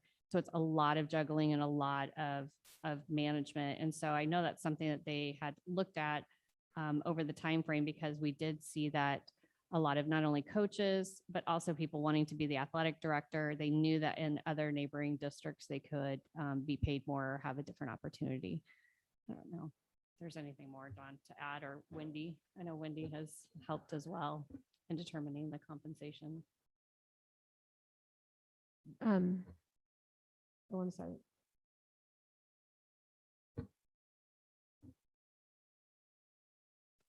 So we did increase those stipends a couple of years ago, but I would recommend that we look at that Avondale and the surrounding districts going forward for next year. So we can look at that.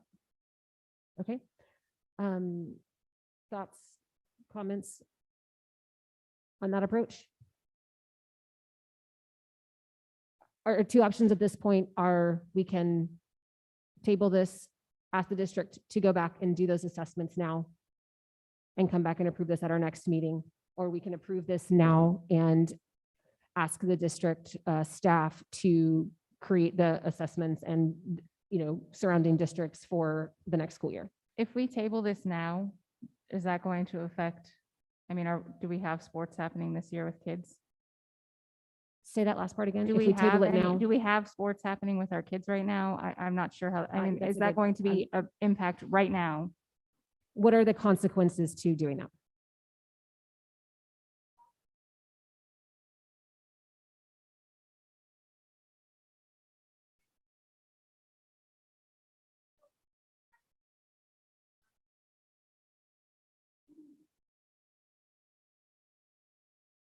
So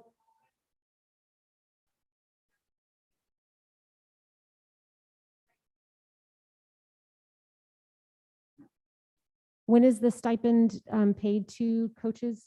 Is that overtime during it's paid during their sport, or at the end of the season for that sport? Okay. So we have folks that have already signed up to be, let's say, yearbook person or chorus or that sort of thing. And so this is the amount that they have already agreed as compensation for that, for this school year, is what you're saying, Wendy? Okay. My suggestion is that we can utilize this for fall sports, but we need to look into making that change for winter and the spring. Because yes, students are already signing up for tryouts for volleyball and everything. So that would hurt them extensively if we did that right now. But for the next seasons, I think we have more than enough time to look into that and to implement some type of change. Okay, would you like to make a motion to that effect? Yes.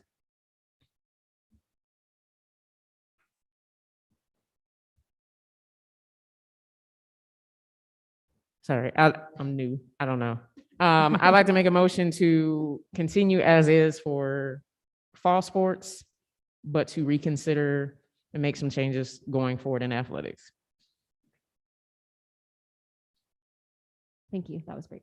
I'll second. Okay, we have a motion and a second. All those in favor? Aye. Aye. Any opposed? Motion carries. I am just looking at some notes. Our next item that was pulled off was item 6Q. I am seeing a note now in our board docs that this was the incorrect item for this agenda. So this will be tabled and we will come back to it on the August 24th meeting. I'm sorry, can you repeat that, please? The item 6Q, affiliation agreement with West Meck for medical students, is the wrong agenda item. And I'm not sure if it's the wrong, I'm just looking at our notes and board docs here that it is the wrong information. And so we need to, do we need to vote to table this or no? We just need to pull it off because it's the wrong thing. Okay, we're just going to move on. We will address it at the August 24th meeting. Okay. Moving forward, we're done with our consent agenda. Our action items, 7A, revision of the LESD plan for reopening 21-22 with Mrs. DeCoste.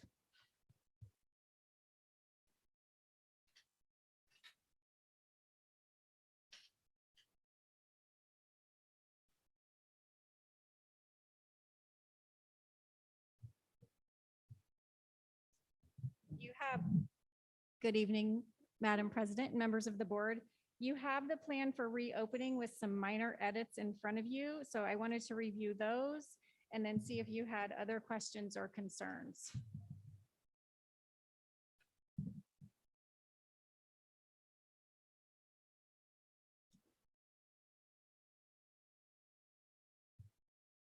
Can I make a stipulation about the mask policy from Governor Ducey? While it does say that it goes into effect on September 29th, it also says that it's retroactive to the bill's passage in June. So it's really unclear at what point they're going to hold schools accountable for, whether that is from June when the bill was passed or really whether it starts September 30th. So that's another unknown about that.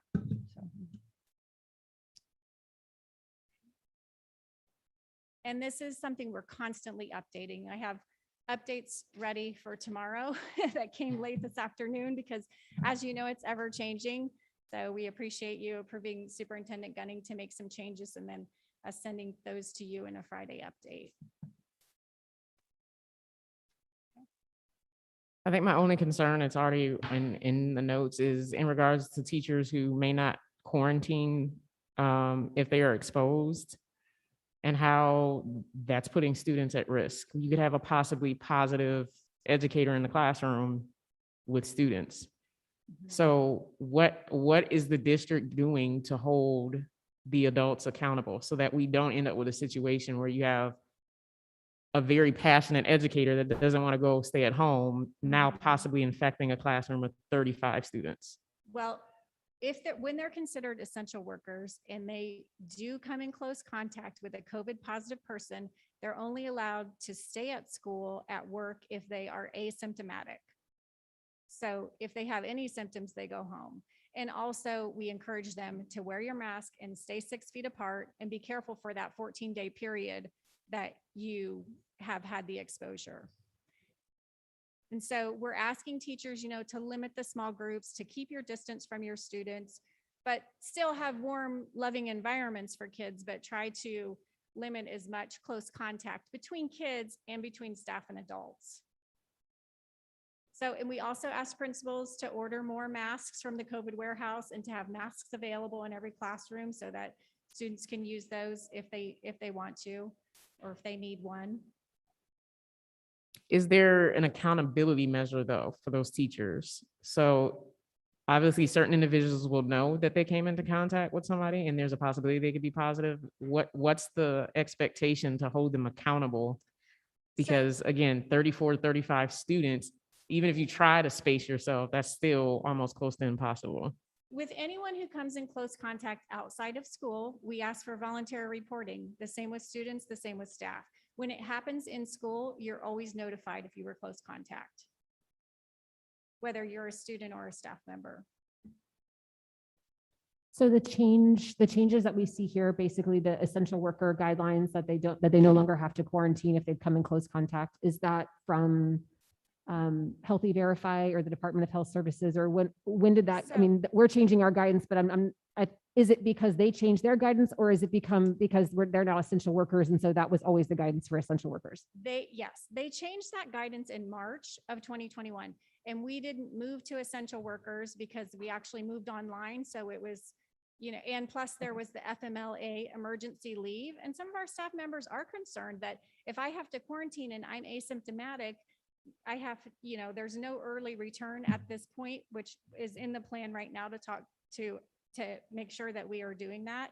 But then they're using their personal time or their sick time to be at home and never have COVID. So it's, there's no perfect answer for any of the things that we're dealing with COVID, but to have our staff on campus, and they are being diligent. We have more and more staff wearing their masks every day. I think it's been a shift in philosophy, because if you remember when vaccines came out, everybody was getting vaccinated. And then it was like, oh, if you have a vaccine, you don't have to wear a mask and you can congregate with other vaccinated people, and all this freedom that came with being vaccinated.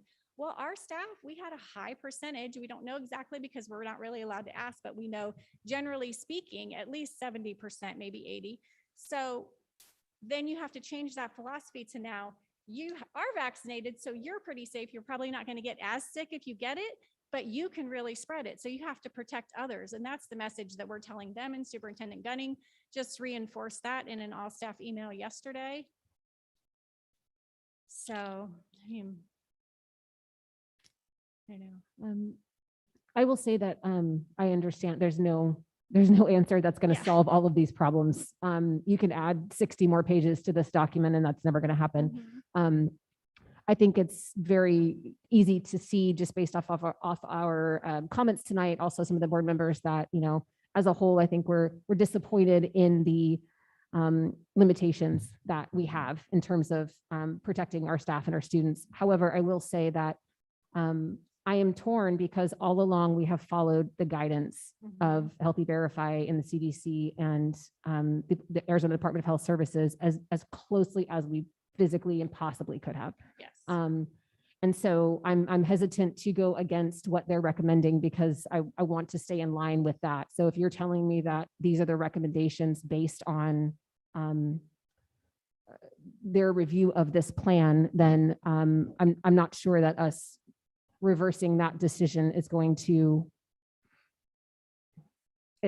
change anything at this point. So I guess I'm just kind of putting that out there to everybody here on the panel. And I know that people have brought up the fact, even just tonight, that other districts are doing the mask mandate and they are going against Governor Ducey's order, but we don't know the repercussions of that. So how that has an impact. I mean, everything has an impact on what we're doing. And we'll probably have more information that later on Friday, but we speak with our attorney probably 3 times a day, if not more, because there are issues that constantly come up with masking, with quarantining, with, it's really unbelievable how many questions and concerns come up that we have to consult with. And so her conservative advice is to continue, and Healthy Verify has approved our plan.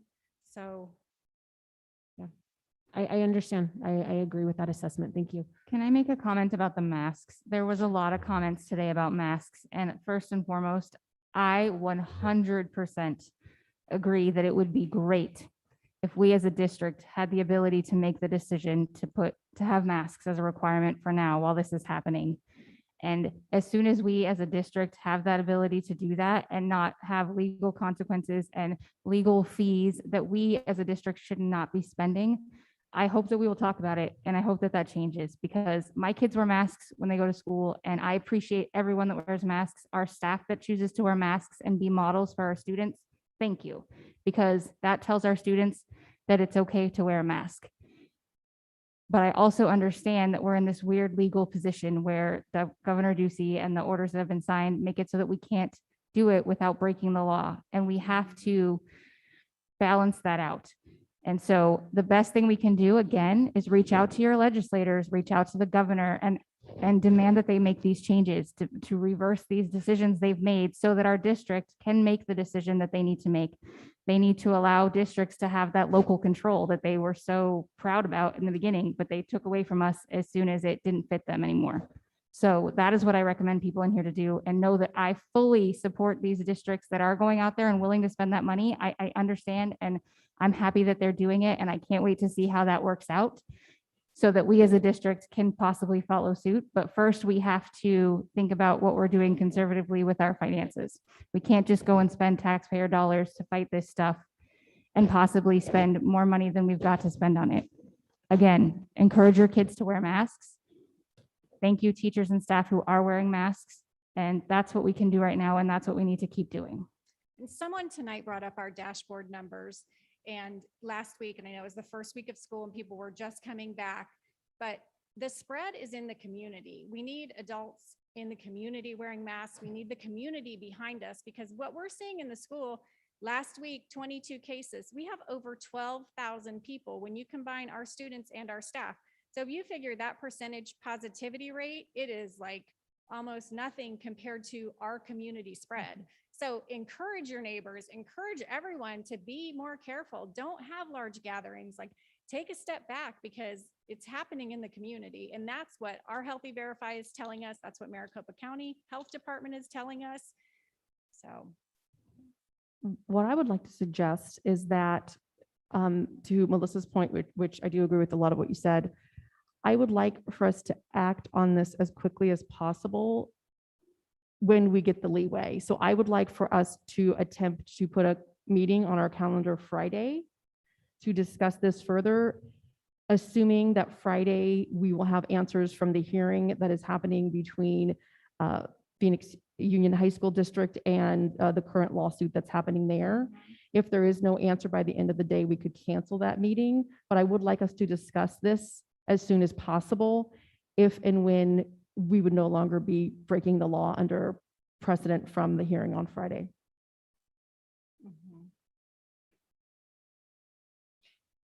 We could any other questions? try to put something together on Friday and or Monday, maybe. My only comment that I want to make to clear this up, if you notice, majority of the board has on masks today. These last few meetings, we have not. I've been the only one with a mask. So how can we sit up here as a board with masks and we just blatantly say, we don't care about kids wearing masks, we don't care about them? That says a lot. The other districts who have taken this stand, I work in those districts. Their attitude, their mindset is, if we suffer repercussions and there's multiple districts, the point will be made from those districts on who really cares about their kids. Enrollment is going up in those districts. So to sit up here and we all have on masks and we're having a discussion on whether or not we should allow an opting out or mandate so that people can opt out, so they still are given the privilege to not send their child to school with masks, I think you're talking out of both sides of your mouth, because how can we sit here in masks and not care about the district and who we are saying we're fighting for wearing those masks?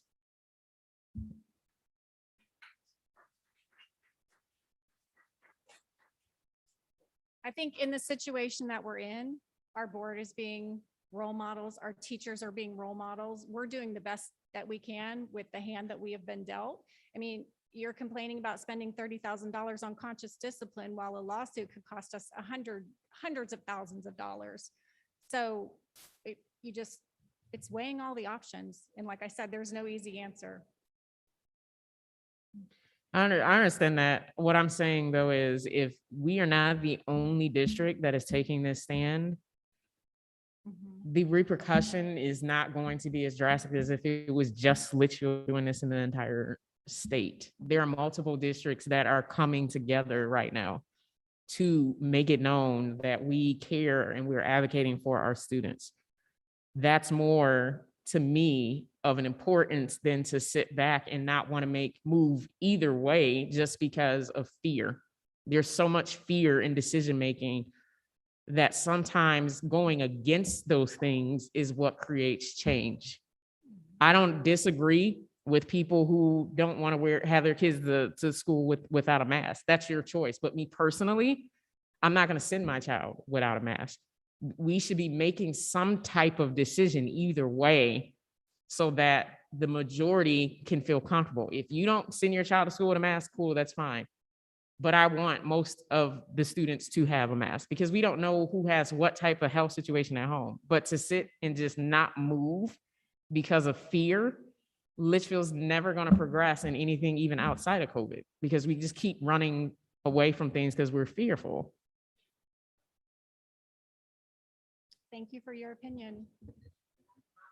That's not a direct shot at anybody. I'm just speaking in general. I feel like every time I say something, I'm getting these side eyes and very irritated demeanors, but I'm not taking a shot at one person.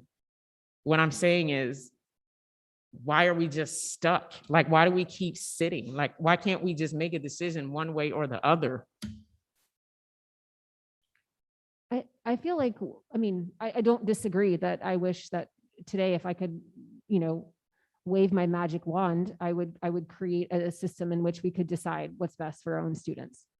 We don't have that choice. It's been taken away from us. So I think, I hope that other parents agree that the district has done what it can do to highly encourage masks, which is what the CDC encourages, which is what everyone encourages. I think if our hands were not tied and things were different, we would be sitting here and talking about a different situation. I agree that we shouldn't do things based on fear. I absolutely agree with that. I think we have other options right now other than to push back on something that could potentially cost us a lot of money. And instead, we could highly encourage masks. We could do all of the things that we're doing and just keep doing it. And the people that are going to wear them are going to wear them. The people that are going to opt out are still going to opt out. I don't think we're going to get anywhere if we do the mandate and people opt out. I think we're going to be right where we are right now. I don't know how that gets us anywhere. While I wish that we could mandate it for everybody, but I don't see that in the cards. So if we do that and people opt out, how is that different than where we're sitting today? Some people are not going to go through the hassle of opting out because they don't want to deal with the paperwork. But it also too, by having that option, it deters children from being bullied for having a mask when everybody else doesn't have a mask, which is, whether people want to believe it or not, is happening. So if we're not going to do anything with the mask, then why don't we stop having students sit in groups of 4 and 5? Why don't we have them separated so that we can actually see that we're trying to do preventative measures? Why are we having students spacing each other in cafeterias instead of having them face one direction so that we can at least show the community we're trying something while allowing you to still have the right to not wear a mask? So if we're not going to do a mandate, there's options, but we're just sitting. We're not doing anything in the community. There's plenty of people in the community who are upset because we're not doing anything. Actually, we're doing everything that you just mentioned. When we walked into this cafeteria to set up for the meeting today, all of these tables are facing forward. They're numbered on the corners. There's enough room for her to space out every student. They space out every student at Wigwam Creek. They have seating charts that they have narrowed it down so that kids come in contact with only close contact with up to 3 kids throughout the day. They are working at 5 and 6 o'clock at night to come up with plans to limit close contact with as many students as possible.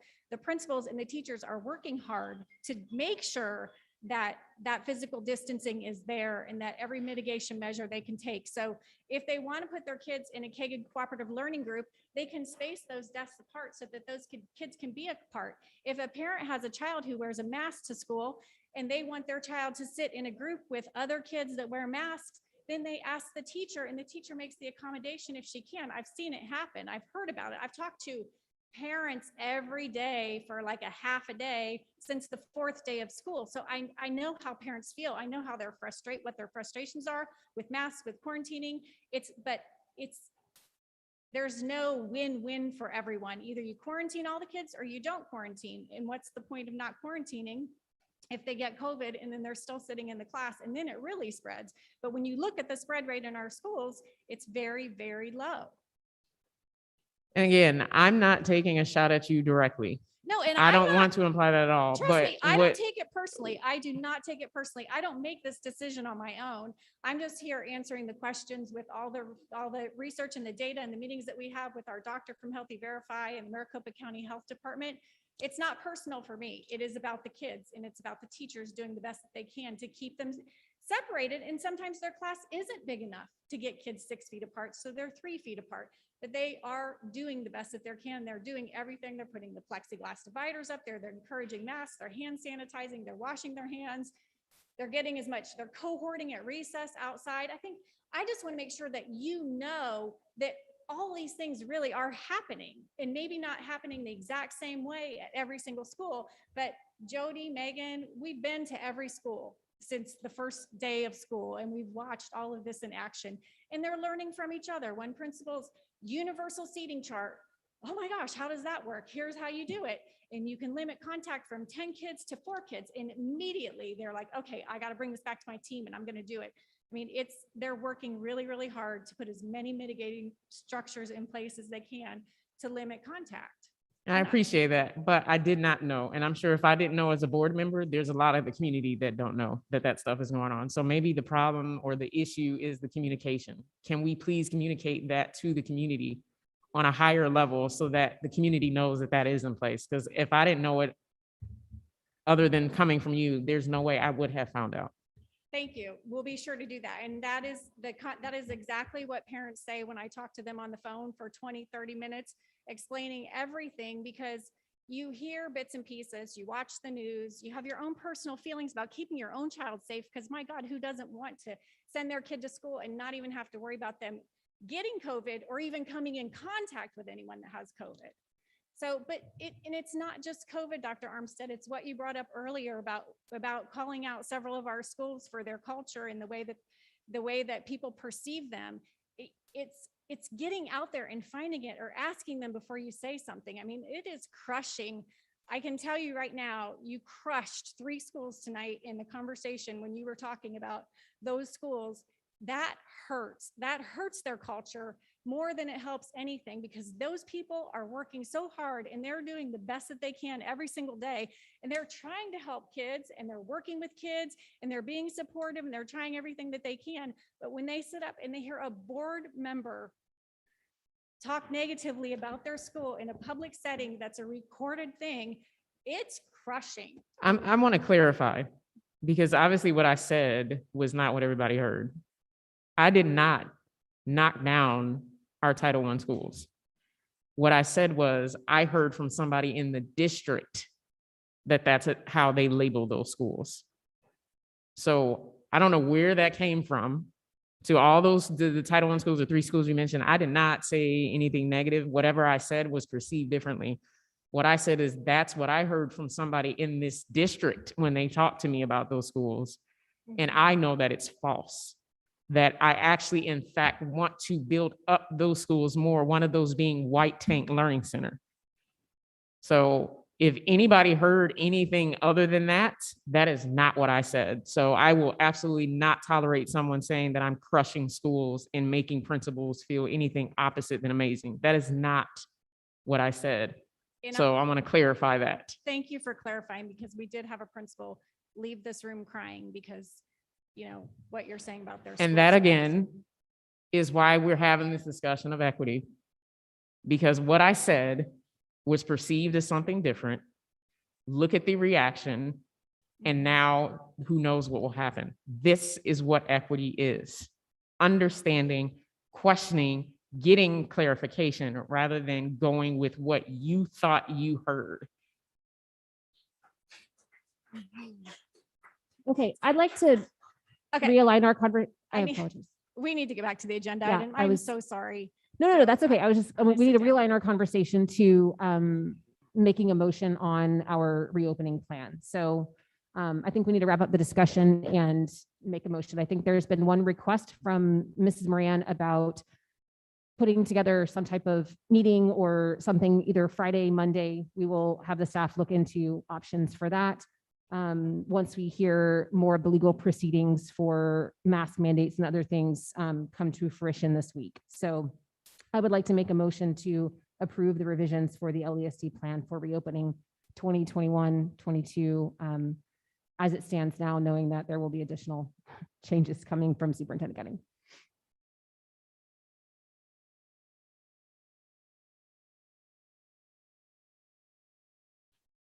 I will second. I'm sorry. I will, did you say the motion or did you? Yes, I made a motion. I Okay. was waiting for a second. If Then there's no I will second, then I'll second. entertain another motion. I will second. The motion is to approve as presented this evening. Are you seconding that motion? Okay, there's a motion and a second. All those in favor? Aye. Aye. Any opposed? Motion carries. Moving on to item 7B, the Sr3 Plan Presentation with Superintendent Gunning.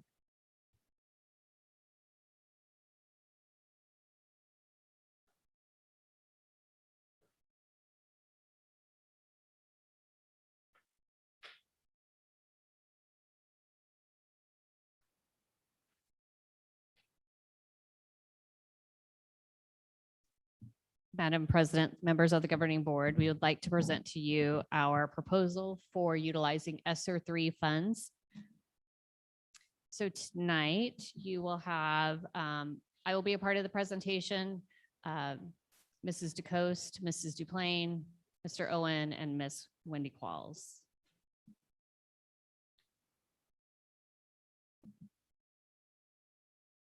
Tonight, the outline of the presentation will focus on the strategic plan alignment, the review of the criteria and the funding for ESSER 3, a review of our 2021 AZM2 data to identify the areas of need, share the plan components and timeline. We'll be asking you at the end for board feedback, and then we'll share out our next steps.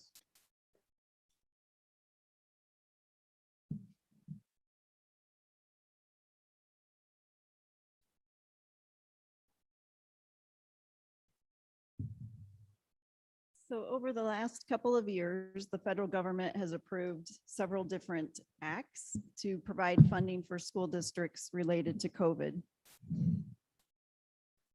I have the different acts listed here, but more easily to refer to them, they're called ESSER, ESSER 2, and ESSER 3. So ESSER 1 was approved in 2020. Our district received $774,000 in our allocation. These funds can be used through September 30th of 2022. With ESSER 2, the funding allocation to Litchfield School District's $3,186,088. These funds can be spent through September of 2023. ESSER 3, which is what we are talking about this evening, the district has been allocated $7,112,057, and the funds are available through September of 2024. With each of these programs, we have to submit an application through the Arizona Department of Education. Once that's approved, we can be reimbursed for expenditures back through March 13th of 2020.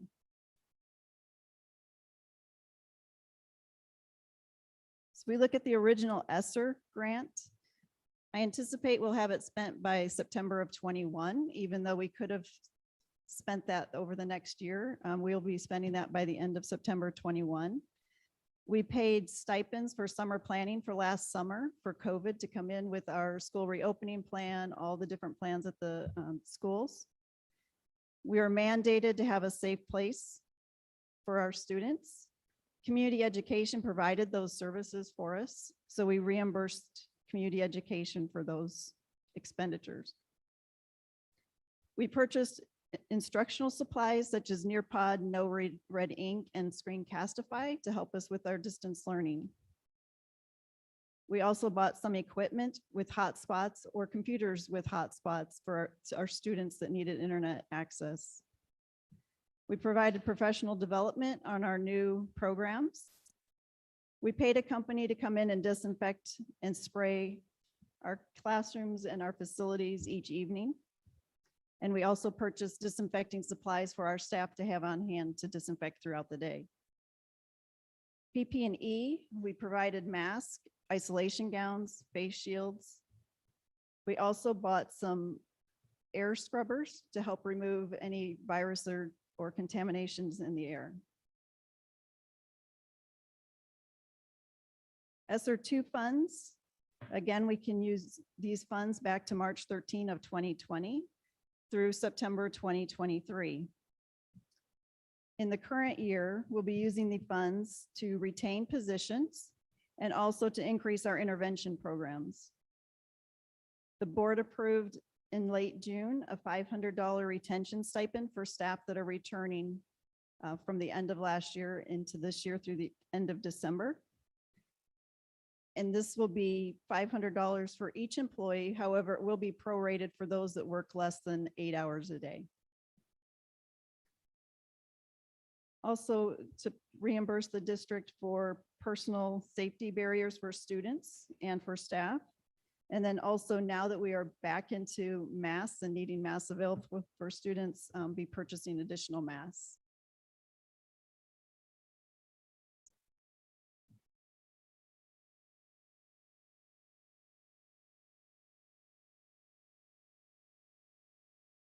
And then tying everything that we're doing back to our strategic plan, looking at the pillar of student success, really with an academic goal to provide instructional opportunities to address the learning loss in math and English language arts, which you're going to see the data on that in a few minutes. And we want to empower our students with the skills that they need to perform at or above grade level by 2024, by the end of 2024. We know where our scores were, Jeremy, as you pointed out many times, and then we have also lost some of that learning during COVID. So this is our goal, to really get our kids up to where they need to be. And we're going to progress monitor them using our district benchmarks and the Arizona Academic Standards Assessment, which was formerly known as AZM2, also AZ Merit. So now you're going to hear Brian Owen talk to you about some of the data that he would like to share.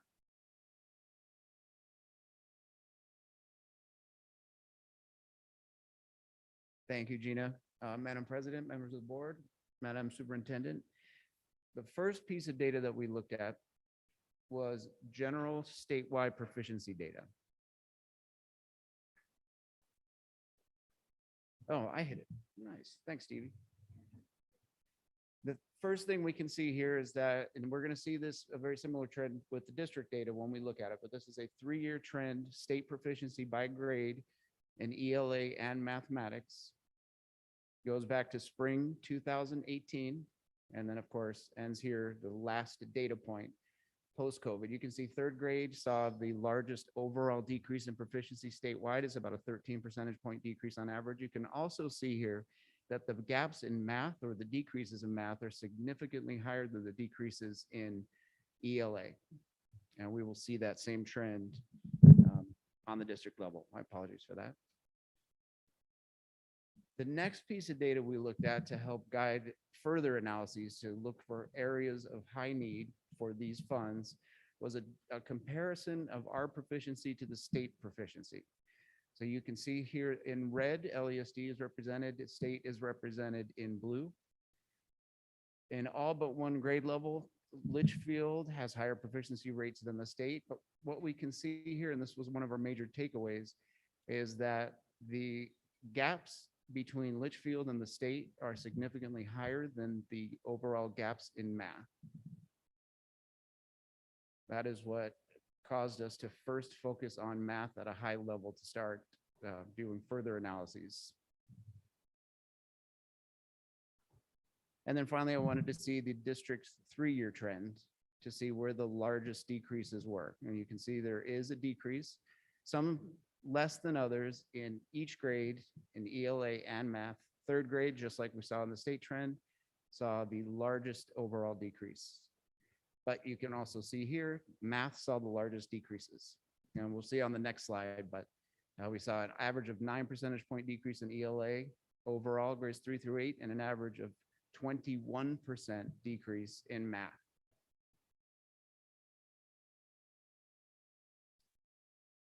So this slide just kind of bullets a couple of the major takeaways as we look through those slides before we started further analyses. Overall proficiency, this is all 6th grade levels 3 through 8. LESD in ELA shows a 48% overall proficiency rate compared to the state's 39%. And in math, 36% proficiency compared to the state's 31%. Just more comparisons, Litchfield to the state, we can see half of the grade levels in ELA saw double-digit gains, or just higher in double digits, and 1 grade level in math saw a double-digit gap. And I just mentioned this before, but we saw an average of 9 percentage point decrease in ELA compared to 21% in math. That's really what motivated us to say math is the first place we need to look.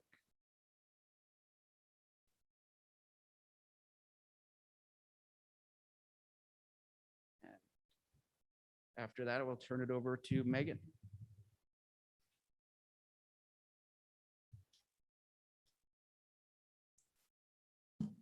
So the Sr3, it is the money are set or given to us to help address local recovery efforts relative to COVID-19. So there are 2 pots basically. The first one is the 20% set aside. All activities and interventions must be designed specifically to address learning loss. Even though, as we look through this, almost all of the money we are going to put towards learning loss, because as you see in our data, and as we see when we look at all of our needs to recover from COVID, we have got to put this money towards learning loss. But for the application, in order for it to be approved, 20% of it has to be specifically stated that it is for learning loss. And here are the 3 components. All activities and interventions of this 20% must be evidence-based, must respond to students' academic, social, and emotional needs. And the 3rd point is address the disproportionate impact of COVID-19 on our subgroups. We have talked about these subgroups before, but they're specifically outlined here. And it's major racial and ethnic group, children from low-income families, children with disabilities, English learners, gender, migrant status, students experiencing homelessness, and children in foster care. So these are, for this 20% set aside, we had to analyze data and specifically look at ways we can help those subgroups recover from COVID. Okay, so the 20% set aside is what I was just talking about. So some of the recommendations based on our data and the input we've got so far have been summer learning and summer enrichment programs. Now we want to go deeper with these because we want to ensure we're providing access to everyone through transportation and different things that we haven't provided before. But we're going to really look at this and utilize some community experts to help us develop those. Looking at after school programs, that could be tutoring, specific tutoring, enrichment programs, clubs to help with connection and mental health needs. So those are the things that we want to target with this 20% set aside.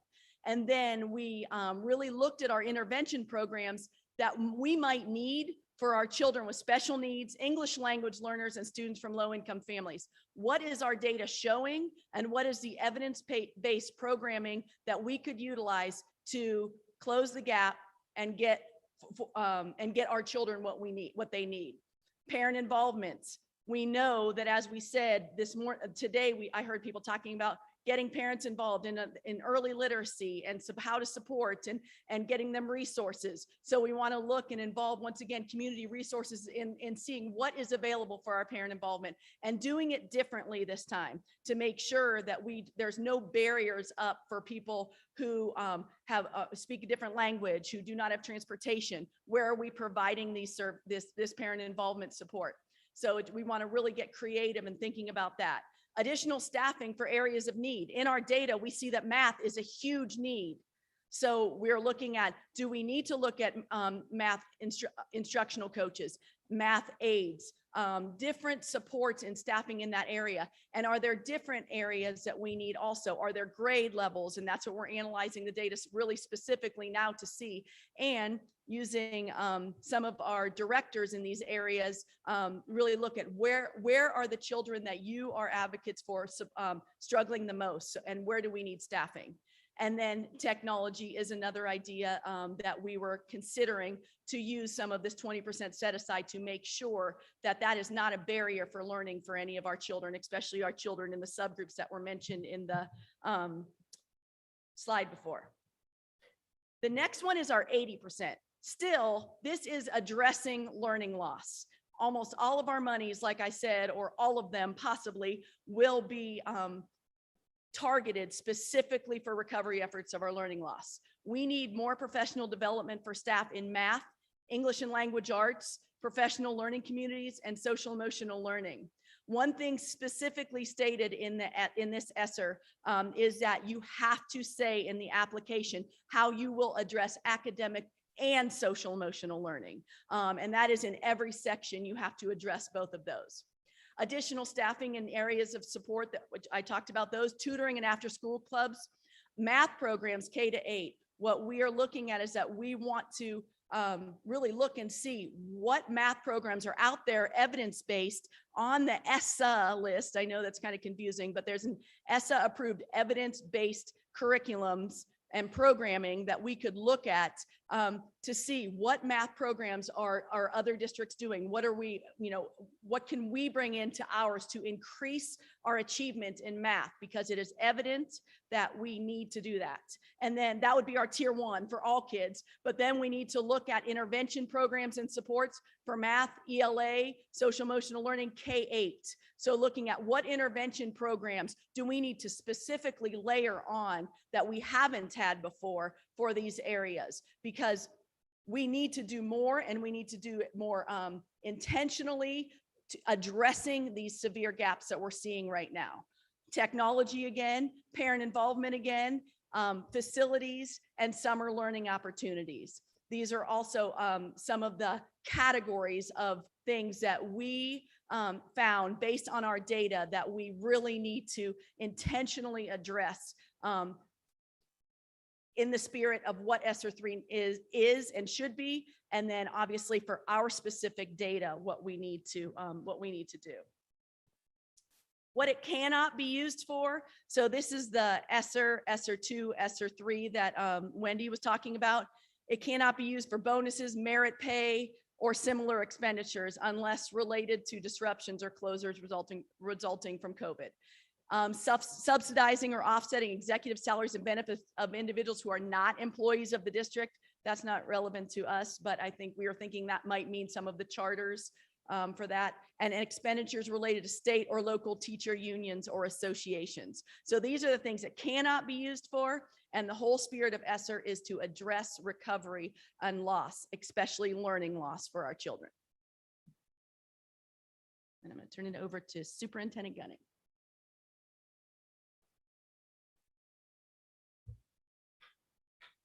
Thank you for speaking up. I could hear every word.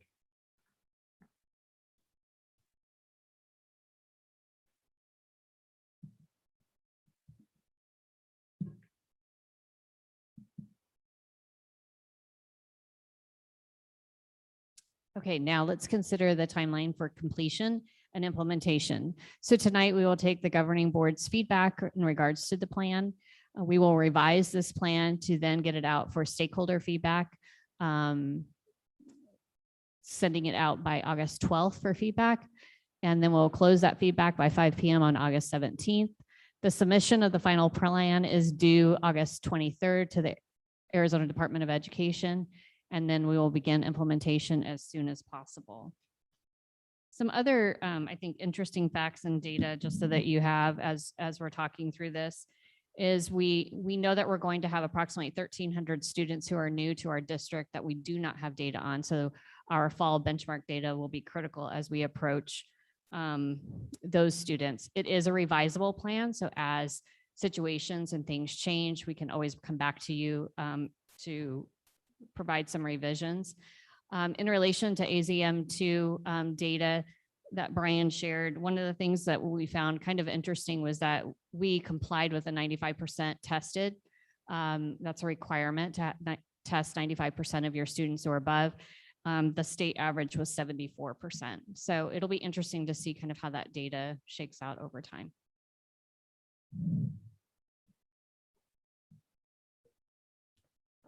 Superintendent Gunning, just to clarify what you are requesting of us here tonight, I'm going to open the floor for discussion and questions. You're just looking for our feedback to take back, kind of put it into this document, then send it around. Will this come back to us prior to? Probably not. It's due on the 23rd and we don't come again. So we don't have I mean, we're going to give feedback, but we don't have any opportunity to see it again other than possibly a Friday update or something. Correct. Is that correct? Okay. Okay, I will open the floor for questions and or comments. I have a question and some comments. My first question is really probably for Wendy. So it says here that we can't use the CRESA dollars for bonuses, merit pay, or similar expenditures. Is the $500 retention stipend separate from that? That seems like that might kind of be related. So it is not considered under the bonus exception. Many districts have done this with their ESSER and ESSER2, ESSER1 and ESSER2. So it's not something that others haven't had approved. I believe a bonus would be more like something in addition to a performance factor, kind of like our career development performance pay or directors and superintendent bonuses. This is actually trying to retain employees to keep the talent that we have. So that is to help us recover. Okay. Thank you.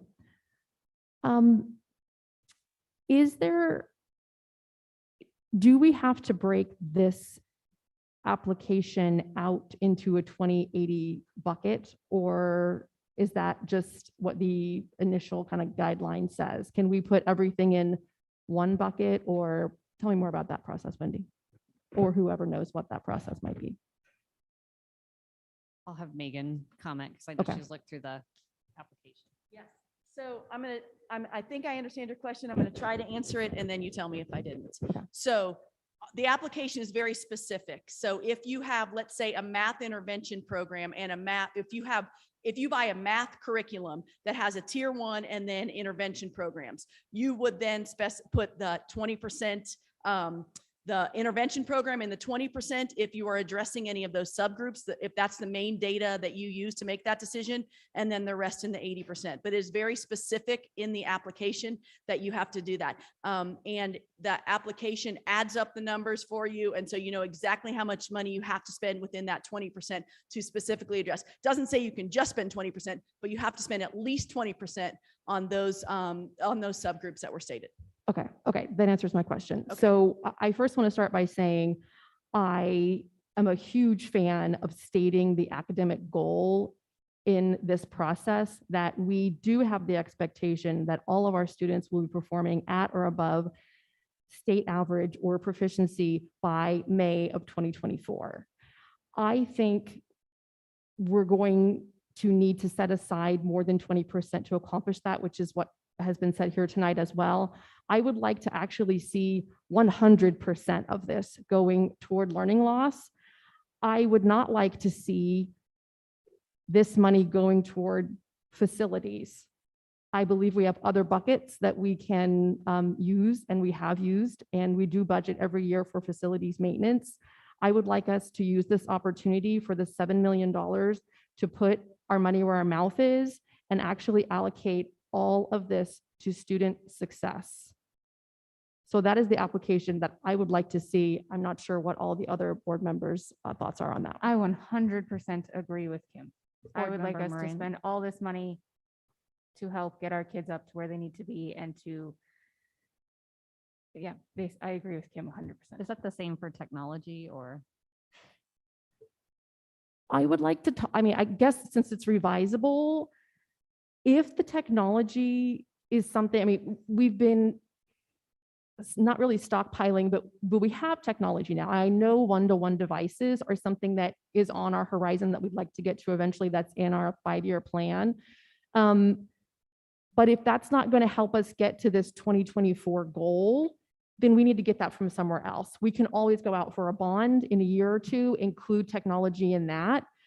I want to make sure, as much as we can't predict the future, but as much as we can see the data now and put these interventions in place and these programs in place, I want to see what's working and continue with that, and utilize other funding that we may already have in place or other plans we may already have in place to get us there. I don't want us to use these funds to help supplement something we were already going to do. I want us to use these funds specifically for learning loss because it's glaring and it's obvious. And I know this entire board wants to tackle this problem head on. And I think allocating these funds is going to be a fantastic start to that.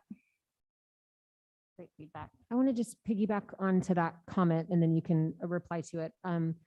I think, as I look at this, I see this as an outline, right? There's not a lot of specificity here. So my fear is that, while we have facilities or technology, I don't really know what that means. I don't know how the money is going to be used. And I don't even see here how much of the money is going to be used for math programs versus parent involvement and what we're going to be doing. So first, where are we going to see what we're actually going to be doing, like the actual plan itself? And to Kim's point about 100% of things going to learning loss, this kind of brings in something that Dr. Armstead said earlier too, about not just always doing what we've always done. What items on this list that I'm looking at here in these bullet points, what items are new or different or innovative programs or services that we're providing kids, because this is not a problem we've ever seen before. I'm not an educator, so I'm not going to stand up here and say like, it's this curriculum or it's that, because I don't know the answer. I'm not sure anybody does, but I don't want us to take $7 million and do what we have been doing to approach a problem we've never had. That's not going to get us where we need to go, I don't think. And while I think we all knew there was going to be this COVID gap or learning loss, whatever you want to call it, this is beyond shocking to me. I mean, I think all of us feel the same way. I mean, I know the staff is the same way. So I think we need to use everything we possibly have to address this problem in a different way than what we've done before. Because my intuition is telling me that addressing a different problem in the same way isn't going to get us where we want to be. And that's where we are going to look at all of those evidence-based programs that are new. We did pilot one from ASU in the summertime in regards to math, but I know that there's some other ones out there. So we want to be able to have the opportunity to look through those. So that's why we kind of made it generic, because we don't have specifics, because we didn't want to do a lot of research and then it would be like not a main priority or a main component that you wanted to look at. So we wanted to see exactly which components you wanted us to focus on. Was there anything else on the list besides facilities and technology that people were not comfortable with? I think, again, I think I just go back to, like I see professional development. I think we've all supported professional development time and time and time again. I don't want to see this being used for professional development that we were going to do anyway. Right. If we're going to do it, we have money for that, and that's what we should be using this for. This should be going to whatever specific things, you and the staff feel like are going to address this problem specifically. So I don't necessarily, and I understand that through some of our programs like Kagan and Conscious Discipline, there are going to be things that are going to address this problem. So I do understand that. I just don't want us to say, okay, well, now we can just move that fund over here. We're just going to pay for everything we were to already do, right? I expect to see some new development Yeah, it would be in opportunities. addition to, not in replacement of. Okay, thank you. Any other comments on things to see or not see based on just the last question? Okay, So we I will- have just oh, one sorry. comment. We saw this learning loss, and yes, it's really surprising. I think it's surprising because the data we got last year in our initial benchmark testing they did showed no learning loss really. So I think that's probably what is so shocking to us to see such a drop. But I personally, and I don't think anybody on this board, we don't blame our teachers or our staff. Like nobody here is to blame for COVID. So I think it's important that that people know that we're not trying to blame anyone. We're just trying to solve this problem that we're all in and we're all dealing with. Because it's definitely not anybody's fault that this happened. It's just something we got to deal with now. So. And I think our fall data will be so important and critical. And then all of the data points that we monitor from this point forward. And then of course, when we look back to the goals that you approved for me, one of those components was that communication with parents of ongoing progress. So that's something also that we're working on. From tonight, when we do the revisions of this, what we'll do is create a voiceover PowerPoint, kind of just exactly like this. It'll be a voiceover with at the end, there will be a feedback form that the families and communities and staff members will be able to give feedback. And when you put together the application, I'm sure it's a lengthy process trying to get it all in there in the right way. Is this the level of detail that they're looking for in terms of kind of buckets of money spent? Or by the 23rd, you have to say, this is the additional staffing that we require. These are the after-school programs that we're choosing. This is the math curriculum that we're going to use. Is it that specific in the original plan? Or as you said, it's revisable, so as we go, those things change So over time? We'll definitely have to have a little more detail when we submit the plan on the 23rd, but it will be revisable. So there could be a potential that maybe we put 2 evidence-based math intervention programs, and then we figured out by the next time on the revision that we only wanted to do 1. I think a lot of the programs, especially math-based, you see a lot of difference between a K-5 and a 6-8 program. So making sure that we're addressing the needs of the specific grade levels as well. Another thing that I would ask, I'm sorry, please chime in, guys, if you have something. I apologize. I'm not trying to dominate the conversation, but I would also ask whether it's in this plan or in the future communication as we, move forward with not just the board, but the staff, is including those measurable goals. I know you guys are assessing each one of these programs, as you mentioned, certain intervention programs or where the staffing can best be used.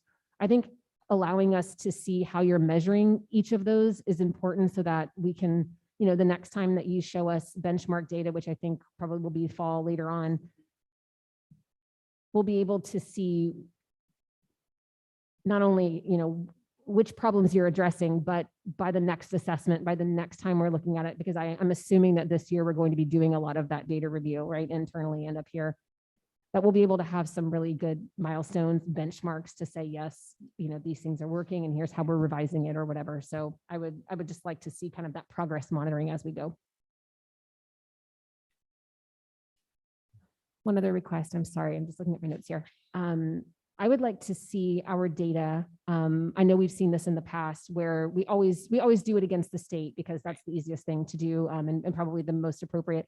We've also done it with comparable districts specifically so that we can see those that are more in line with our academic progress moving on. So I would like to see, I'm sure everyone has experienced some loss. So I'd like to just be able to compare to our sister districts what that looks like for them as well. And we're anticipating receiving that data in October. So it's not out yet, so we don't have access Right. to We it. have our data, but we don't have everybody else's data. I understand. Yeah. Okay. So that'll be a part of Brian's data, like study session that he'll do with you all to break down the data. I have one more numbers-based question, probably for Wendy.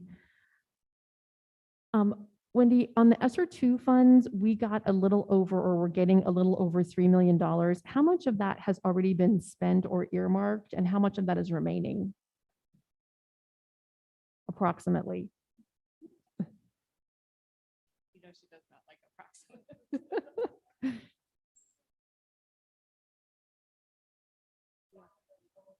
Okay, no problem. I'm just curious to see if there's more left there that we can then throw at the learning loss and kind of get a number in my head of, okay, now we're really spending $8 million on the learning loss, or just get that number for my own. You can email me that later as well. Also, I think moving forward, it would be helpful to see percentage allocations in these sections. Okay. Okay, I apologize. As well as the 20 and the 80%, but within the 20%, how much is going to be spent on X, and not exact dollars, but just percentages of within that amount, how much, that just gives us a sense of priority. If you're spending, 20% of that money on this and 5% of it someplace else, that just gives us kind of an idea, not exact figures, but just priority spending in terms of percentages.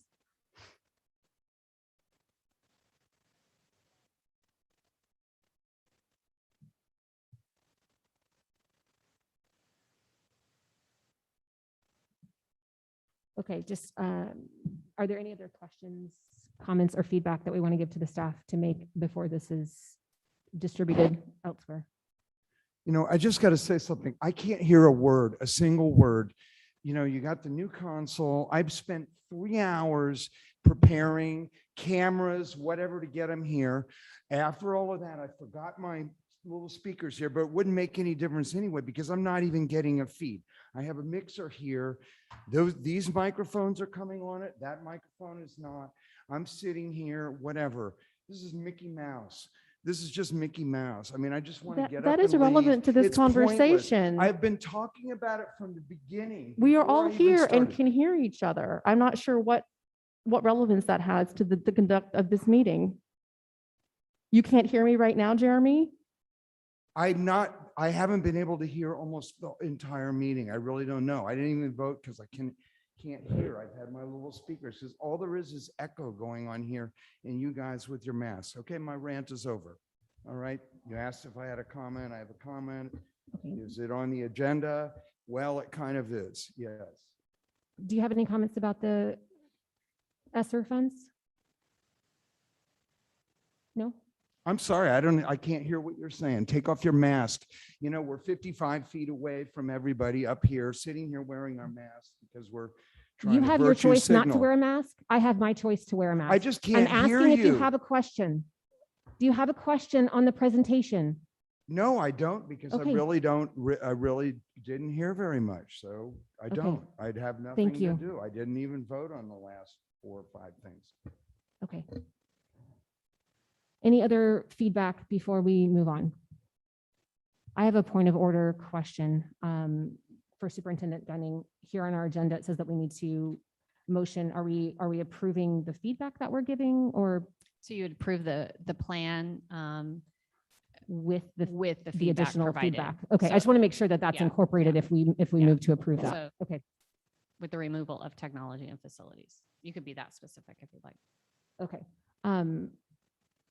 Well, okay, there was more feedback than that. I mean, do we need to go through every line item, or do we feel like we can just say what we've discussed here?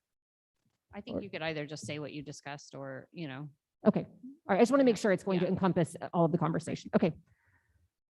I will entertain a motion. I'll do my best here. I move to approve the ESSER 3 plan with the changes discussed, including 100% of ESSER 3 funds being used toward learning loss and the exclusion of technology and facilities unless it is directly related to learning loss. I will second.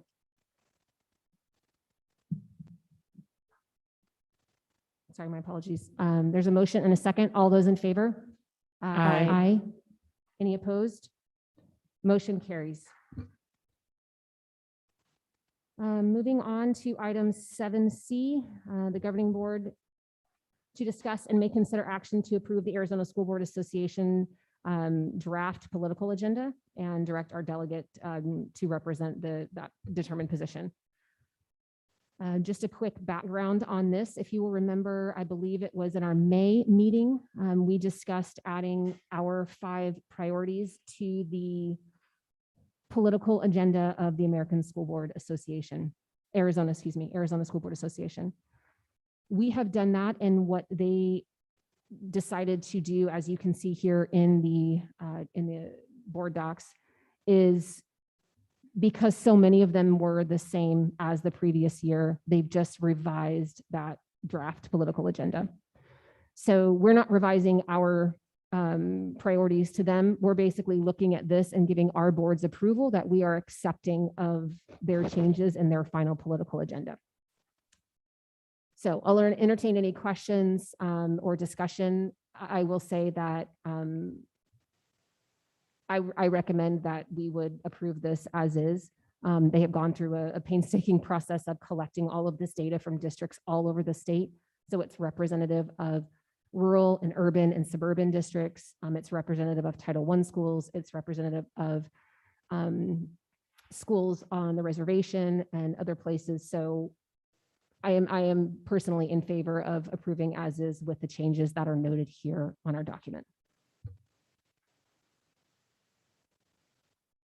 And if there's no discussion, then I will entertain a motion. I will move to approve the draft 2022 political agenda as written. I second. All those in favor?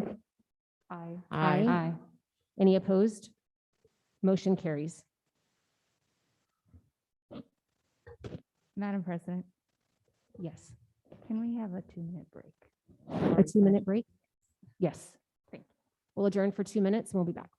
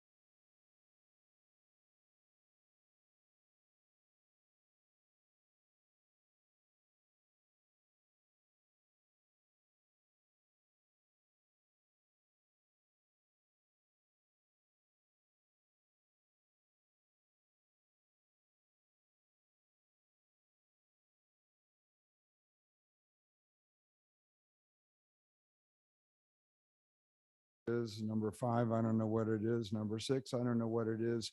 But I do know what number 7 at the bottom of the list is equity. Nobody wants it, and the percents were minuscule. So I think the school needs to focus on, we're in the United States of America. We have the best government in the world. We have the greatest opportunities in the world. People are coming here. We don't need to turn this into a socialist, equal outcome place. And anybody that did go to school and paid attention knows that Venezuela and every country, that has gone down that road has either murdered 100 million people in the last century, or 30 million people, or whatever, or they've just taken a wealthy country and turned it into the crappiest country on the continent, such as the case with Venezuela and Rhodesia in Africa. So, why don't we make this place great? What we keep telling everybody it is, we could actually do it. And that's what we should do. So if we're going to get on to the discussion, let's go look at these options. I would just like to make a point that the question that you are using those rankings to address is about communication topics from the district, not what the district should be spending their time and efforts on. Those are two very different questions. So again, the ranking that you have addressed is answering the question about what parents would like to see more communication on with them. So My second point to that, which is going to be I just can't to even address hear what. anything you're saying. So if you can, if you can maybe take off your mask, I don't want to tell you to do No, that, thank or- you. Or just go talk to someone else, because I can't hear. Okay, then what I would like to also say in regards to Dr. Armstead's comment earlier about the gap in feedback is, I think two things to address that. Number one, on the equity statement itself, the fact that we will continue to look at this and change it over time. I think it might be useful to do a specific Title I survey and have some sort of motivation or incentive for parents and staff at those specific schools to give us additional feedback on what it is that they need, because I agreed 100% with some of the feedback, which was, have we asked those families what it is that they need? And I don't think we've adequately done that. So I would like to be able to address that as well, and then incorporate that in and make those changes once we know more from them. So how much money did we spend on this student education, this one right here, surveys? Anybody know how much it cost?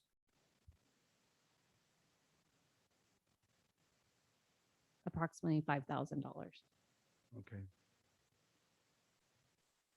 So we spent, $5,000 in 5 months finding out what I think almost everybody except for maybe the board already knew. We're just going to keep on doing more surveys and energy and effort on something that is the lowest priority.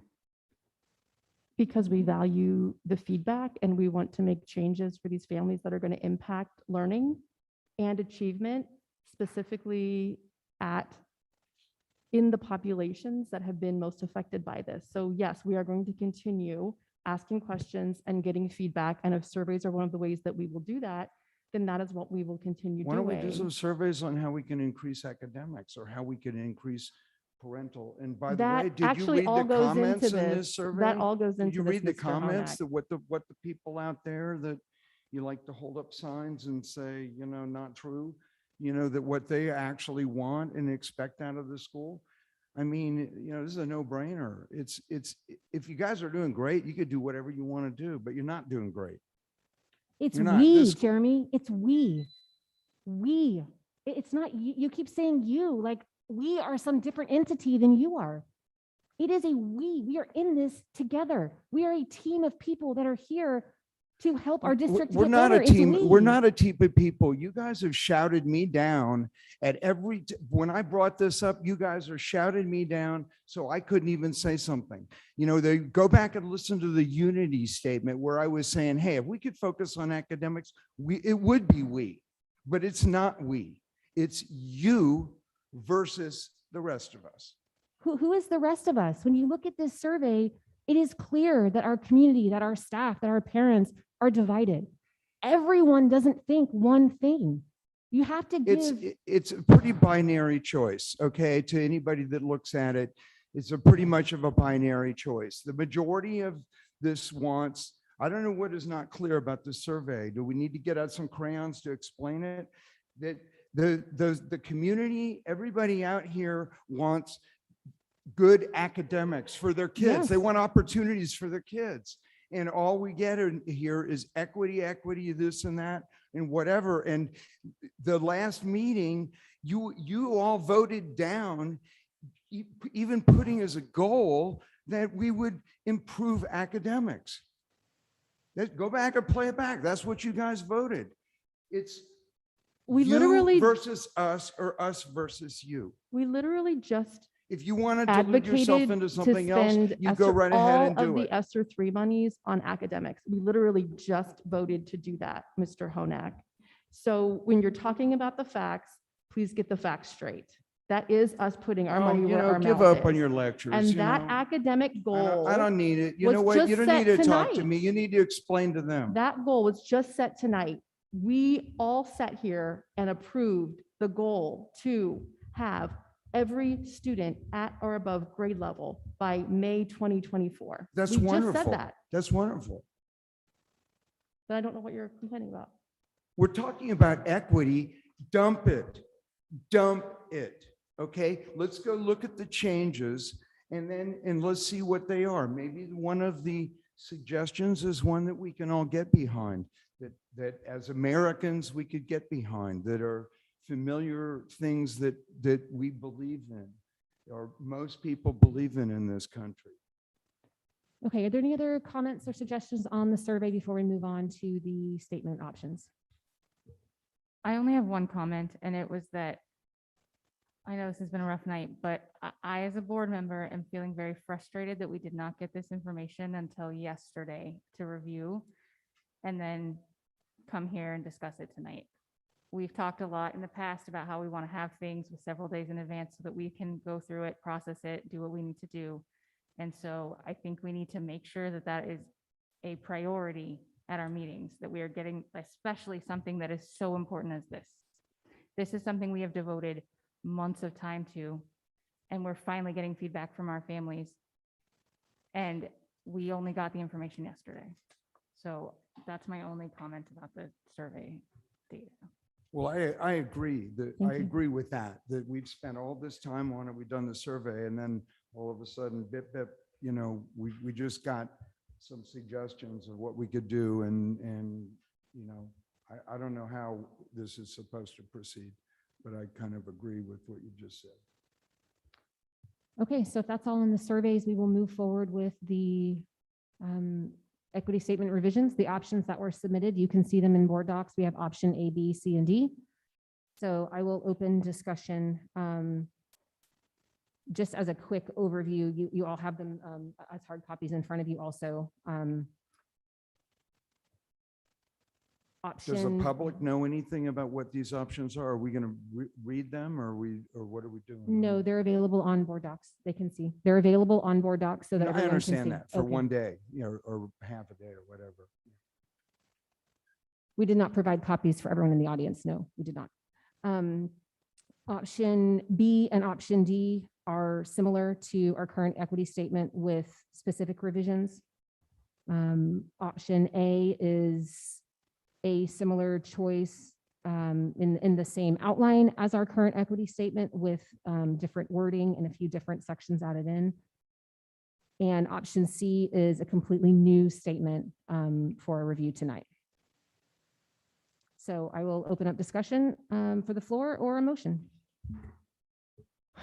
I say, in my opinion, would move forward with option A because of the fact that we need to emphasize the fact that ethnicity is only a very small portion of equity, and we need to be putting out a truthful definition of what equity is. Right now, all this arguing and fighting and whatever is going on since I've gotten on this board is because there's not a clear understanding of what equity is. Equity is making sure that no matter a person's or a student's socioeconomic status, race, color, religion, gender, gender expression, age, national origin, disability, marital status, sexual orientation, military status, or political beliefs does not lead them to be discriminated against or harassed. That's what equity is about, that they are all equally being treated the same. They are all given the same opportunities and resources, not equal outcome, because you cannot control the outcome of people and their choices. And equity is not just what's happening to Black people and what's happening to white people. That misinformation is why we're just sitting here on this. We also need to make a clear statement as a district to say that you will not endorse, support, or tolerate any discrimination against any of those areas.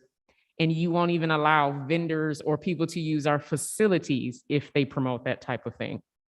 Again, not just Black versus white racism, but even if there is discriminatory statements from them about students with mental illness or dyslexia or autism or those things, we need to make a clear statement that we will not tolerate it, period. We also need to emphasize the fact that we're trying to build a culture of equity. We can talk it, but if we don't have a culture of that, people will feel that in the district, whether they have a child in the district or not. Equity meaning no matter what in those areas, you're going to be treated honorably with respect. And if you're not, we are not going to tolerate it. That's what I agree with. That's what I feel that equity is. I totally do not understand why we even had Ibram X. Kendi, because we didn't even get into a conversation about anti-racism. We were talking about equity. So I completely think that that should be gone, but also to give factual definitions. Because the reason why we are here right now as a district and a community is because false information has been put out into the community about what equity work is. It is not just about race. It is making sure that all students, even the student who just has PTSD, is not treated any differently than the child who is gifted or who excels. And they get everything they need to succeed in the classroom. If they are in a low-income family, they're not going to be discriminated against. The district is going to give them what they need, and they're not going to tolerate anybody who does not accept that. So if the statement doesn't say that, I think that the statement is just trying to perpetuate an argument about racism in this area. I would say that in looking at version A, it's first off, as to discrimination, all that's already federal law. We took care of a lot of things back in 1965. But in one statement in here, equity means all students receive the individual and personal resources they need. So what is that saying? It's so broad and general. Does it mean if they have bad parents, we're going to provide them caretakers? Are we going to give them new housing? Are they going to give them whatever they think they need? Another one, ensuring that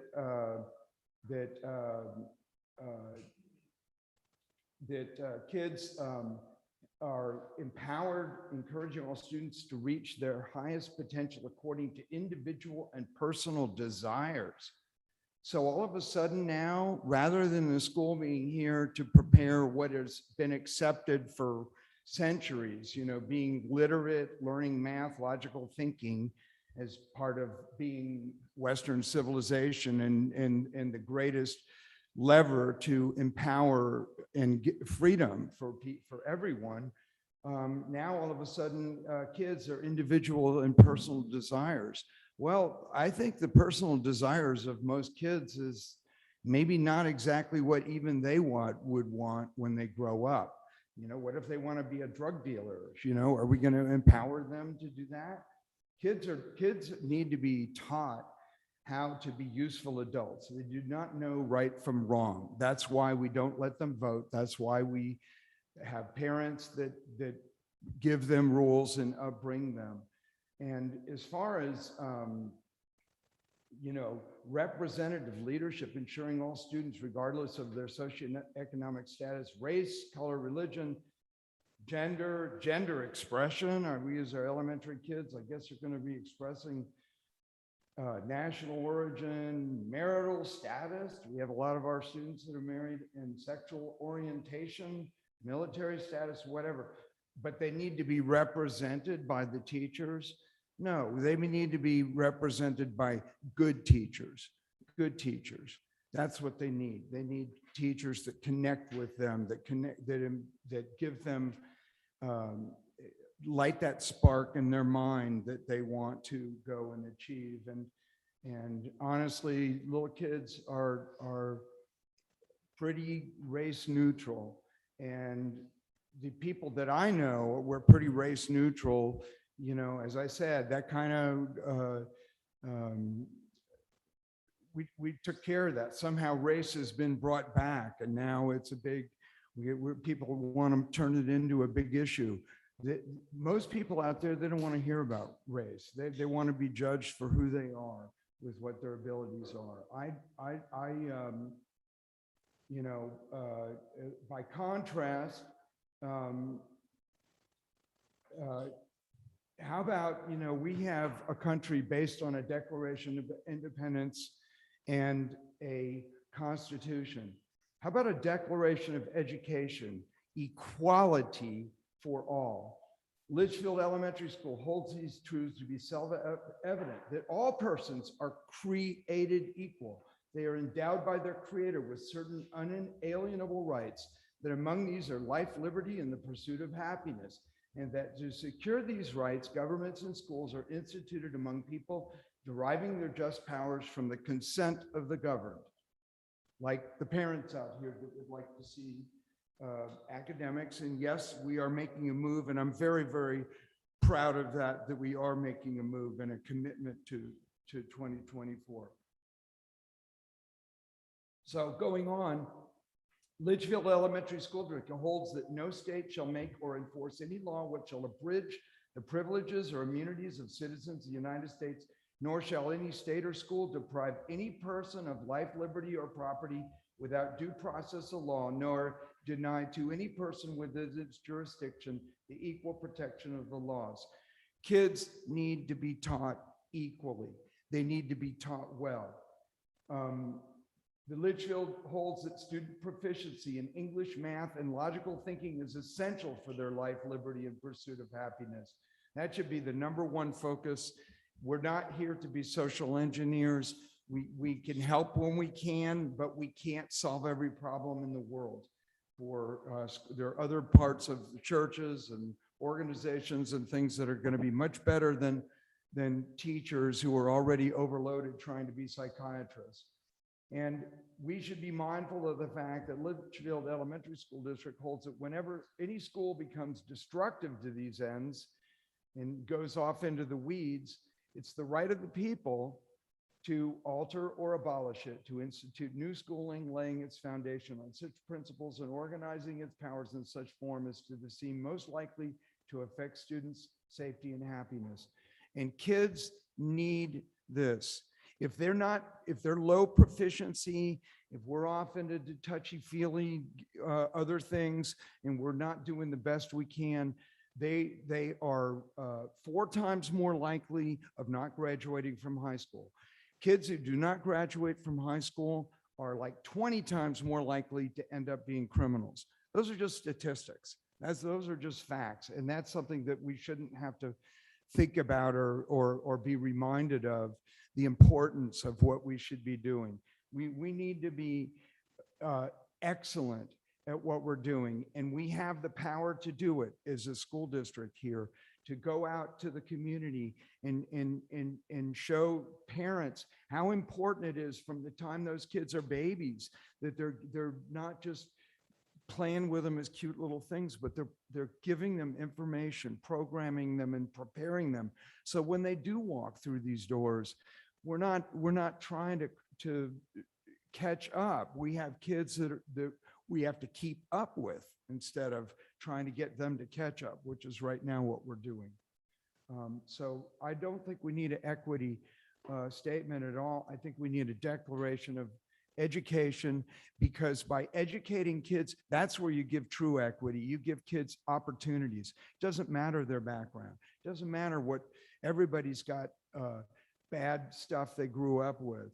I don't care if they're wealthy, poor, whatever. All of us have baggage, and it's what we do about it and how we overcome it. And giving kids the tools to do that, it doesn't matter. You look out in the world and you see people that came from the worst circumstances that came out the best. You see kids from perfect families and the kids are useless. You see kids that come from abusive homes and they end up, becoming president or coming up with something that is an incredible benefit of humanity. And the study of humanity shows that story over and over and over. And we can do it here. We have an incredible school. We have incredible teachers. We have talented people all over the place. But somehow we just seem to be falling into this faddish stuff of and all these vendors coming out with new theories about teaching and things like that. And I'm sorry, I'm boring everybody, putting everybody to sleep. I'm passionate about it. I know this is true. There's nothing there. I'm not inventing anything. It's proven by science. It's proven by studies. This school can do it. It can do it in a very quick period of time. We got a big issue with EL students. Those people, I know those people, they want to succeed. They need information and they need to be invited. They needed to be invited to participate in that, and they will blow your mind. And I know that. I have a lot of personal friends that fit in that category, and they missed the boat, but they learned their lesson, and their kids are just wham bam taken off, knocking it out of the park. I'm done. Thank you, Jeremy. Melissa, Kim, are there any comments that you have in regards to the 4 statement options? I did not send in a statement because I feel strongly that we put a lot of work into coming up with an equity statement to begin with. And we've gone through this process. And my major thing, based on a lot of the feedback that we've gotten, was to take out the definition specifically because of the Ibram X. Kendi quote. And I support 100% not having that in our statement. I do not believe that Ibram X. Kendi is what our statement is trying to endorse. And I think that when you know better, you do better. We made a statement, but we've realized now that we should make some changes. And I think that's where we're at, and we're doing that. But I don't want us to, I do not believe that we should throw out all of the good because of some bad. We should remove the things that don't work. That's why we put it in there that this could be modified and edited as we needed to. So we have 2 statements that are pretty much the same statement with the definitions taken out, and I would support either one of those. Okay, Kim? Yeah, I actually really like option B, and I think there would be a way to marry option B with some of the increased clarity that might be in option A. For example, both of these statements have a listing out of some of the aspects of identity, and I think we could potentially add a few of the ones that are in A that are not specifically listed in B. There are a lot of aspects of identity, so there will always be some that potentially would be missing, but I think we should be as comprehensive as possible. In addition, in paragraph 3 on option B, I think we could use stronger verbiage when we say we denounce discrimination, harassment, or retaliation toward any member of our LESC family. To Dr. Armstead's point, we could add something in there that might say, and do not tolerate, something to bring in that stronger verbiage there as well. As for the other changes listed in option B from the current statement, I do like the addition in the hiring practices to clarify that we are obviously, as we have always done, hiring folks based on their credentials and educational experience. We're just going to be looking in additional places that maybe we weren't looking before to have a more diverse candidate pool and diverse qualifications and experience. The only other piece on the back is under resource allocation on the second page of option B. I would suggest removing the words after student, removing the words diversity and character education. We're not we're not doing diversity training for students, and I would not want that to be misconstrued as something specifically going against Governor Ducey's recent orders. So if we could maybe say student character education, since right before that we're saying staff professional development, I think that would better clarify what sorts of programs we would be allocating our resources toward. And in addition, I would suggest in the last paragraph, not the last sentence, to remove the words critical and sometimes. The word critical seems to be a hot button topic for folks, so I'd like to just remove that word altogether because we do need to have a willingness to engage in uncomfortable conversations. That is my feedback on. Okay, can option I B. recap and just make a suggestion? Yes. Kind of trying to pull some of these together. Starting with option B, I think the wording is very similar, like you said, to option A, but adding in a couple of pieces. So replacing the first paragraph of option B with the paragraph from option A, which includes all of the listings, as Dr. Armstead mentioned, of, Well, I mean, I think that we list those in paragraph 2. I guess I haven't read through every single word. I just was in the listing where we were in option B, we say race, culture, gender, ability. We could perhaps change to the listing that's in option A, or we could add in what's missing from option A, basically. So like color, for example, is not listed out specifically in option B in paragraph 2, but we could add that to our list. Age is not listed specifically. National origin, ancestry is not listed. Can we possibly like replace the first two paragraphs with the first paragraph from option A? Would that cover those two things?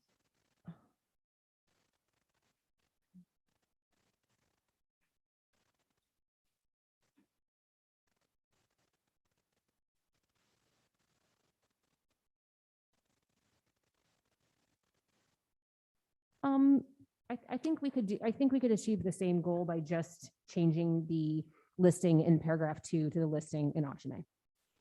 I don't think we need to replace the entire thing. I think the words are very similar. I mean, I think the intention and the meaning is very similar, but I do agree with transposing that list onto that. I think if we did that in the second paragraph, we would be meeting the same end there.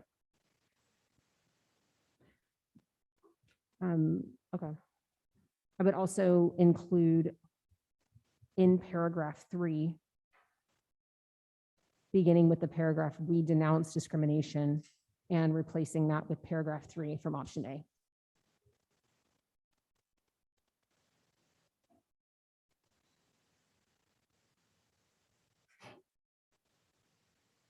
Yeah, I agree with that. So in place of the sentence, we denounce discrimination, harassment, or retaliation, we would put in basically the sentence, which is paragraph 3 in option A. Correct. Agreed. Any other comments or suggestions on those two changes?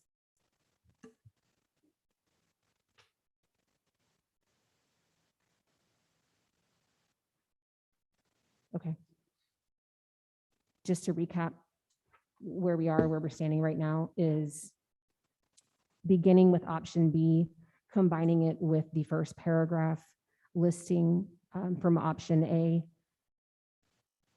into the second paragraph of option B. In the third option, replacing that middle sentence with the third paragraph from option A.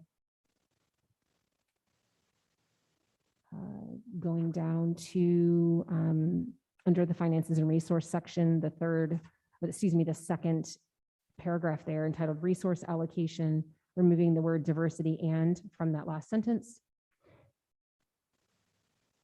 In the next paragraph, second line, removing critical and sometimes, having the sentence read an open mind and heart and a willingness to engage in uncomfortable conversations.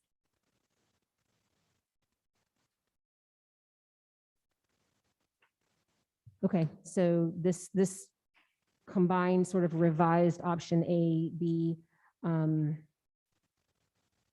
is currently where we are. Any suggestions or feedback on additional changes? Do you have any other feedback, President Clammer, or wording? Superintendent Gunning? Did you just ask Jody? Oh, me. I'm sorry. I thought Kim said you. I apologize. No. My changes were listed in here. I do agree wholeheartedly with Dr. Armstead that, spelling it out is better than leaving people to wonder whether this is meant for them or not. I also agree with Jeremy that, we've made a lot of progress, and although this is law, it is not always followed. And I think it's really important for people to know that they are protected and that we genuinely care about them and want to provide the things that they need, no matter what category they fall into. So I agree. I don't have any further changes to this combined option A, B, as we've discussed.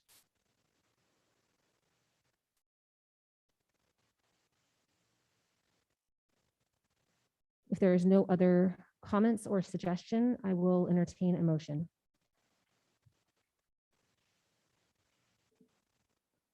I move to approve option B of the revised equity statement with additional changes and additions from option A as discussed.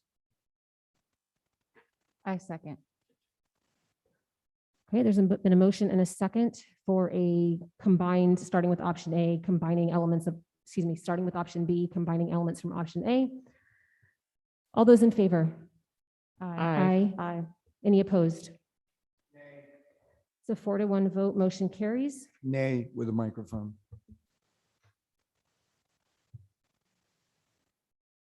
Moving on to item 8A, a report from Superintendent Gunning. Madam President, members of the governing board, we are into our second week of school.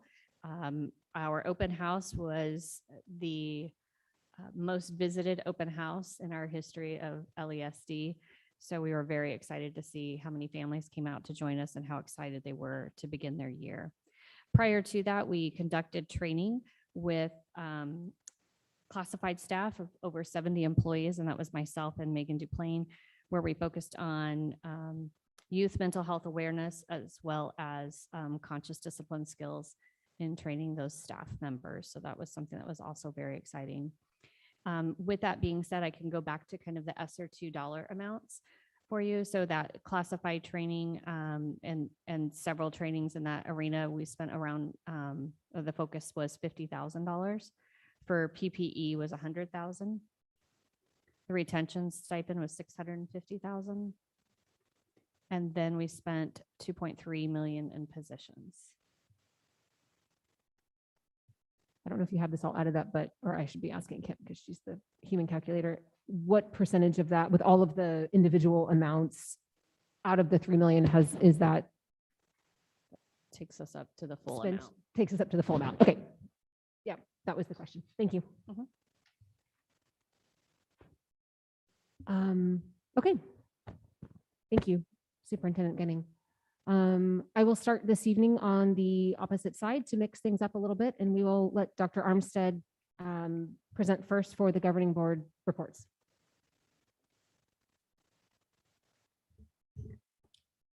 So I first want to recognize the individuals that took part in the backpack school supply drive. I had requested for it to be on the agenda. Unfortunately, that did not happen, but I still want to give honor where it's due. So the community members that helped me to bring it into fruition, the individuals from the district, other board members that came to attend to help pack backpacks, the school principals that were receptive to that help, Luke Air Force Base, who donated backpacks. I can't think of the name right now off the top of my head, but there was a donated supply unit to house everything. So I just want to emphasize the fact that the community, even though we're seeing certain things going on, is still helping each other and coming together and working for the good of all. And that is in fact what equity is: finding out where the need is, supporting those families, getting them that so that they don't have to worry about that concern. I also, if anyone has been listening to me tonight, I've emphasizing the fact of truth, not only speaking it, but displaying it, not trying to hide it. Unfortunately, this week or last week, I heard some situations happening with students in the district from families. One of those being a kindergartner was left outside in 116-degree heat after asking to go to the restroom and not being sent with a buddy, and that parent being deservingly upset to drive up and see her child alone, unattended on that school campus outside. Also, that there are students who are being bused from one location to another for after-school programs, and parents lose contact with those children in that bus for over an hour, and there's no communication. And the reason I bring that up, I am never bringing this up to take a shot at anybody's specific job or anyone personally, but to emphasize the fact that the way that we come together and we grow together is when we can look at where we mess up and where we're weak, admit that, and take that as motivation to get it right next time. The more that we hide, the more that we're stagnant. I also want to talk about White Tank Learning Center. I took the opportunity to attend their open house. Was an amazing environment, but the one thing that I missed was the students. I did not see many of the students. I talked to a few of the staff members, and they brought up to me the fact that they rarely get visitors. And they are not sure if it's because of the demographics of their school or the essence of their location. But I told them that I would bring them up because, in fact, they are doing a heck of a job over there with students who really need specific individual care and attention. So I went over there and had some conversations with the new director and let them know that I'm here on the board to help and advocate for them as well. I have continued to talk about and study on mental health. Right now, there's various things that are out in the community to continue to show that the mental health of our students is not good. They're not always expressing it in a way that we would understand. So it's very important that even though we're still in the beginning of the year, if you're not a teacher, you're still paying attention to your child and asking questions even when they get irritated, because it's been a year of isolation for our students. And even my son, who was a social butterfly, has now become very reserved because of that isolation. So it's very important that we as parents and community members really try to tune in to our students right now, because with low mental health, then come self-harming and other things that I do not like talking about. The other thing that I want to discuss is the fact that this has been a difficult time for me on this board. I've only been here for 4 months, and I have not had a single month go by where I was not being attacked by whether it's this district or other community members. I had an individual specifically try to coach me on how to behave when I am in district environments, told what I should and should not do, can and cannot do. I'm emphasizing the fact of truth. I am not out here trying to be political with an agenda. I am not out here trying to try to pump up pro-Black and all that kind of stuff. I'm here for students and the community. If I have not made that clear enough, then I don't know what more I can do. But I will not continue to be coached on how to behave, coached on how to talk, told what I can and cannot do in the community because of policies and procedures. Those students in these districts that received those backpacks, it was clear they needed it. And what was the most sad thing was that a lot of the parents were asking how much it cost. They were thinking they had to buy this stuff. So that shows that it's uncomfortable for them to receive something with no obligation. That is why I'm here on this board. We need to do more of helping each other instead of trying to find excuses and reasons why we don't get along. I know that I'm not liked. That's not my focus. That's not my care. Everybody doesn't like each other. But the fact still remains, these babies have been isolated for a year. They need help. There are families that are about to get evicted. They need help. There are students who are contemplating suicide, and they are doing that silently. They need help. So it is not fair to me to be that voice and be that advocate while also being told that I'm not acting right, or I'm not doing it the right way, or when I say something, it's not being perceived correctly. I am not here for anything but to help this community. And I'm quite honestly tired of being here for 4 months and listening to people argue like the children we say we're supposed to be fighting for. Put your personal opinions and your personal issues and emotions aside and recognize that there are children dying every single day because of mental health in this last year. We shouldn't be taking this long to write equity statements and do all this other stuff. Get to the work. The work is hard, it's uncomfortable, but imagine if you were trying to do that work and you're being told that you need to shut up and sit down, which is what I've been told by this district. Enough is enough. Either we're going to get to the work or we're going to be sitting in the same place in May of 2022. I'm not going to keep tolerating these services that are going on and we sweeping it under the table. Get real, or just admit to the fact that you don't want to do the work. Thank you. Melissa? Okay. I'll keep it short because we all want to go home. This month, I was able to attend the special study session we had and meeting where, I mean, I don't want to call you out, but Jeremy, I was like, that was the best meeting we've had with you this year. It was productive and we all got along. And I wish that the public could have seen it actually, because it was amazing. And that's all I'm going to say about that meeting. But I also got to attend 2 Meet the Teacher nights because I have 2 kids in 2 different elementary schools. So that was fun to do that on the same night. But it was very nice to see so many families out and kids excited to go back to school and teachers excited to have their kids in class. And I was very happy to see all of that. I also was able to help with stuffing the backpacks like Dr. Armstead had talked about.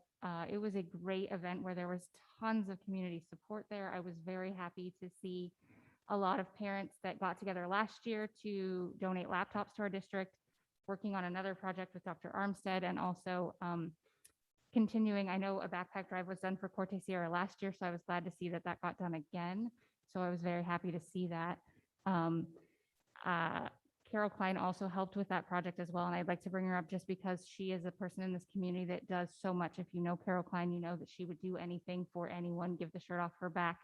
She is an advocate for everybody all the time. She runs a food pantry out of her own home. She's amazing. And so I'm glad that the group of people and Dr. Armstead were able to get the ideas from her and then work on making this backpack drive happen, because it was a really great thing to get backpacks to kids.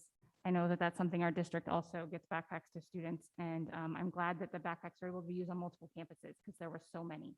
So that was very exciting to see that so many kids were able to get that weight off their shoulders. And I appreciate you, Dr. Armstead, for making that happen and working with your people that you were working with in the community to get that done.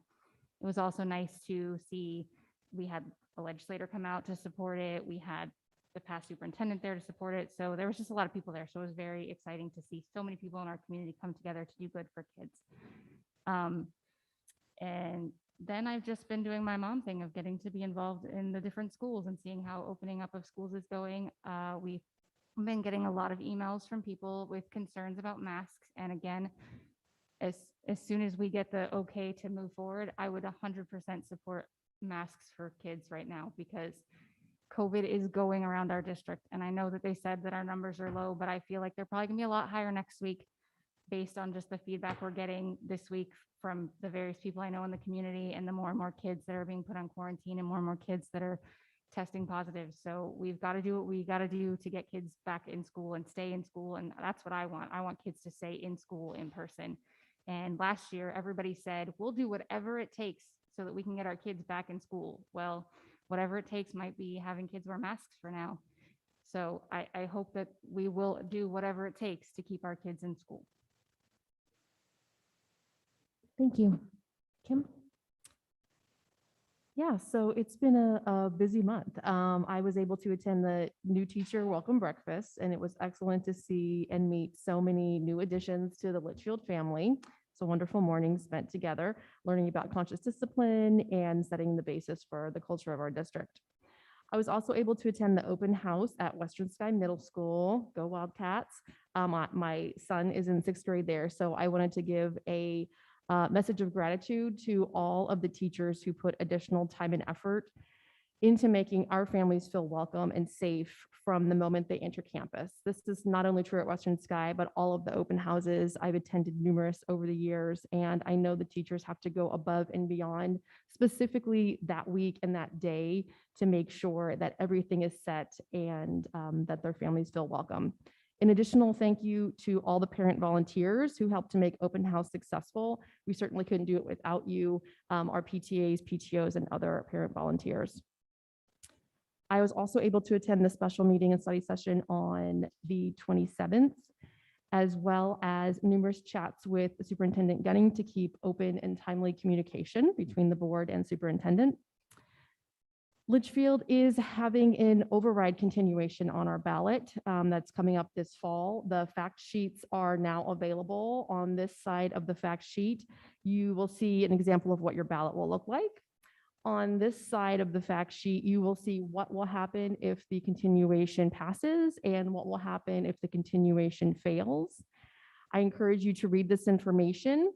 The last day to register to vote or update your registration is October 4th. And I also encourage you to vote on this important matter. Finally, it's no secret that being in education and being educated has been uniquely challenging in the past 18 months. When I saw the most recent test scores, my heart sank. The deficit is worse than I anticipated. And I would say that is true for every board member and administrator that's here tonight. But okay, here we are. What are we going to do about it? Where we are right now is not the most important factor. What is the most important factor is what are we going to do going forward to correct the problem? I think we made some good progress tonight, but we're going to need all hands on deck like never before. Students, parents, teachers, administrators, and board members on the same page to come together with solutions and progress to get us back on track. It's going to be difficult, very difficult. But if we all work together, I'm confident we can get back on track towards student success. So my lyrical tribute tonight will be from the classic musical, High School Musical, the song, We're All in This Together. Everyone is special in their own way. We make each other strong. We're not the same. We're different in a good way. Together's where we belong. We're all in this together. Once we know that we are, we're all stars, and we see that we're all in this together. Thank you. Thank you, Kim. Jeremy?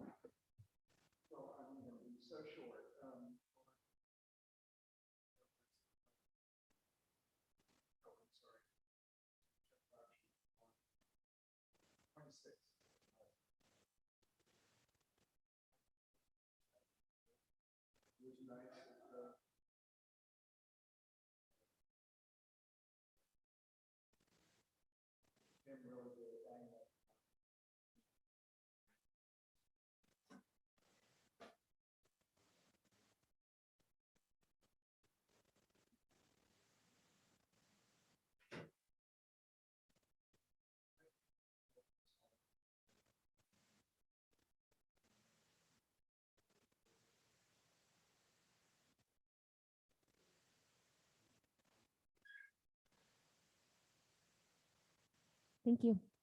I will also be very short. I will piggyback on what Jeremy said in that it was great to see all 5 board members at our new teacher induction 2 weeks ago. It is not easy to get all 5 of us there at one time, especially during the day. because of our other professional commitments. And so I just want to say a very heartfelt thank you to everyone for coming and showing that commitment to not only our new teachers to this district, but other staff members and administrators that worked really hard to put that day and that entire week together for everyone. I really appreciate us all showing up and having that camaraderie. So thank you. I also attended open house. I'm glad you said it was the most highly visited open house or attended open house, because I kind of felt the same way. There was this electric energy there. I don't think it mattered what campus that you were on across our district. So I'm so thankful that parents are engaging and coming back, and kids are excited, and the staff is excited, and teachers couldn't wait to get their kiddos back in the classroom. One more heartfelt thank you to all of our teachers, staff, administrators, families, students, everyone for a successful first week of school. This has been a very trying time. And I think, as Kim mentioned, when we all work together, and as everyone has basically said here tonight, the opportunities and the possibilities are limitless. So I encourage us all to continue to put aside our divisiveness and our differences and try to focus on what we all agree on. And I think there are many of those things. So thank you very much. Moving on to item 8C, the administrator reports. I will just say thank you very much for putting them together very quickly. Seeing the photos from their first, teachers coming back on campus and parents coming for meet the teacher and all of that kind of stuff was so fun. And one of the best parts of this time of year is getting to see all of those smiling faces and all of the success stories about kids coming back to school and teachers reuniting. So thank you for letting us be a part of that. And with that, I will entertain a motion for adjournment. I motion to adjourn. All those in favor? Aye. Any opposed?